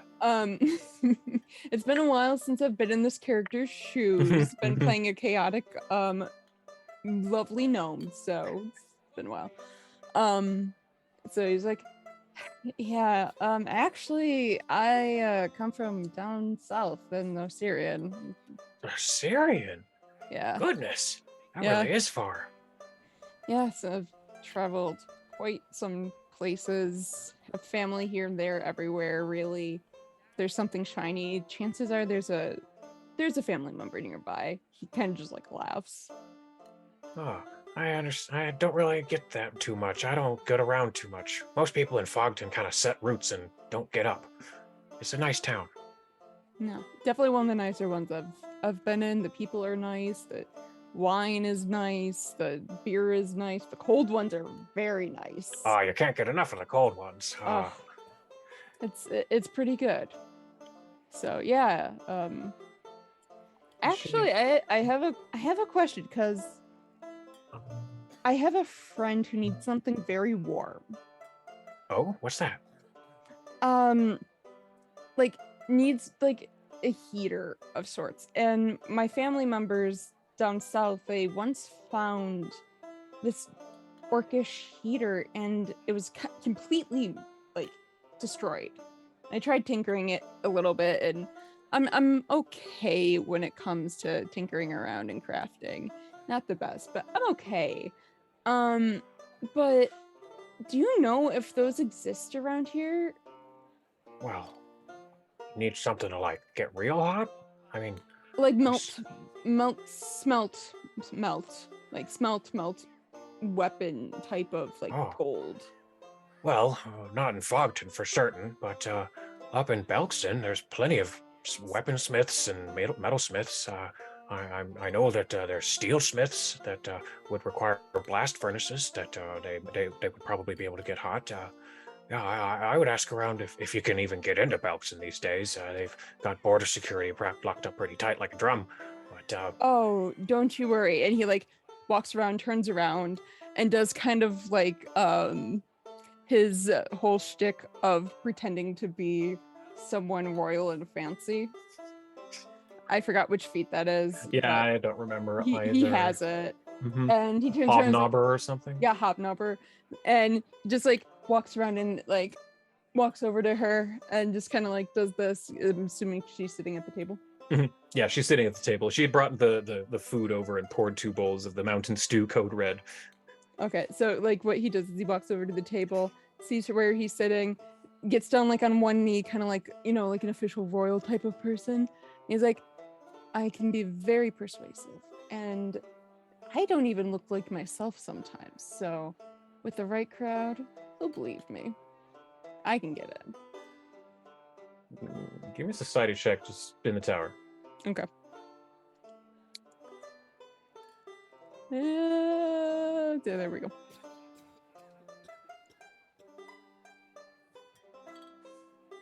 And she says, I can definitely see how that would get that kind of hobnobbery and flattery would get you far in a lot of crowds. But you should probably know that that kind of flattery won't get far in Orklands. Oof, you're right.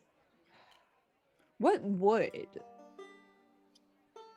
And she, as you say that, she says, she just lifts her bowl and looks you dead in the eyes and just chugs the whole thing and sets it down. And then without like making a heat face says, probably something like that. Hold on, let me try. And he takes the mountain stew, looks her like dead in the eyes, and does exactly what she does. Roll me fortitude save publicly. Fortitude save publicly. Stone cold action hero without unbreaking the your eyes on Gurkha. You're able to gut this whole thing of extraordinarily hot stew. You hadn't had a Chilaxian Reaper in it yet before, but this is a bit rough, but you managed to get it down. And she looks at you and says, "That's pretty impressive." Yeah, I've been told that more than once in my life. And he winks. And she goes purple in the face again. And she says, "Oh, it looks like we both need seconds." And she quickly scoops up your bowl and makes it back to the kitchen and starts pouring another bowl. If we need to wrap up, we could. Yeah. So as she's bringing back, sits down at the table and just continuing on your lovely conversation. And I think for the last little chunk, just to see what's going on here, I will load up this. Fly in here that just will not stop bugging me. Okay, back at here. Here we go there. Okay. So the rest of you make your way back to the Brood Awakening, which is the place where you had stayed previously. You see that Pop Dirge's brother is standing outside. He's the bouncer. He welcomes you. Hey, welcome back. Good to see you. The place is bustling as it was, but not quite as busy as the night before. It seems it's. I know I didn't put many NPCs in here, but it's generally pretty busy up in the Brood Awakening. You see Arya over at the bar. She waves to you. Hey, y'all.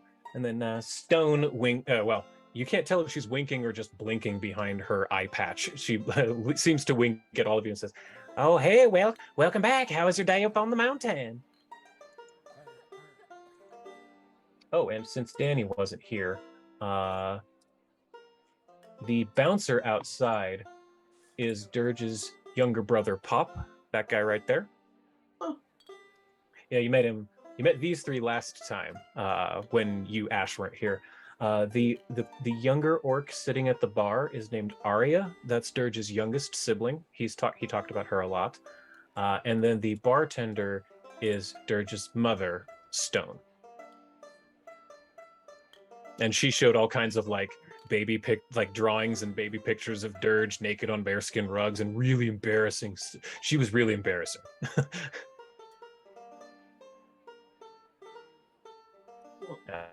But she welcomes you all back. How was your day up on the mountain? Long and interesting. Well, can we get y'all anything to drink? Anything? Well, I can see this one's already going for the meat tables. And she's looking at Zavid, staring hungrily at the center table of meats. Look, sometimes you become known for something and it's not your fault, but this is completely my fault. I love that shit so much. Well, feel free. Thank you for the invitation, and I leap over.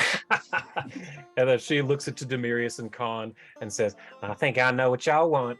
And she calls out, cold ones!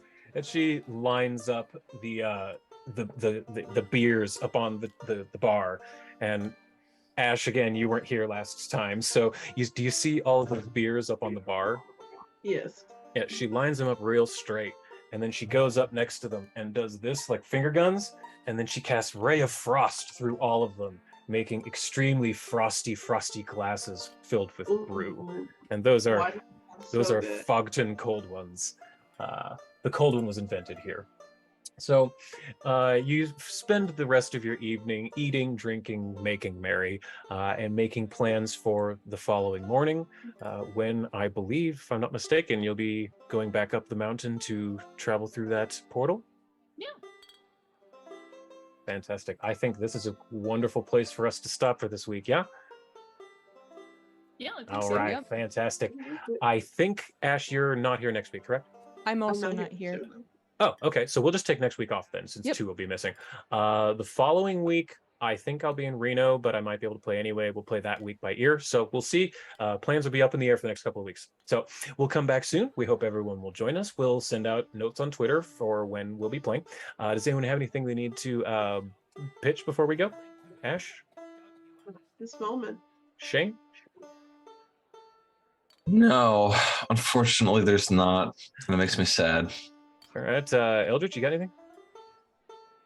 Well, tomorrow is actually the probably finale of a game that Shane and I are in. Actually, yes, there is something. There is something we need to plug. Oops. Damn it. Yeah, tomorrow at 7 p.m. Eastern Standard Time on Cat and Cheeky's Twitch channel is the finale, either the first part or the whole gosh darn thing, for Antumbra Echoes of the Eclipse, a game we've been playing for about a year now. Almost 2 years. Because we Has it started. really been? It really has been. If you follow either of us on Twitter, then you'll find the link. Yes, so follow us on Twitter. We'll promote that, and that should keep you up to date. Fantastic. All right. Anybody else got anything? Yeah. All right. Well, we'll hope you will join us soon. Whenever it is we get back to playing. I'm sure it'll be soon enough. But thanks so much for joining us, and have a wonderful day, everyone. Bye.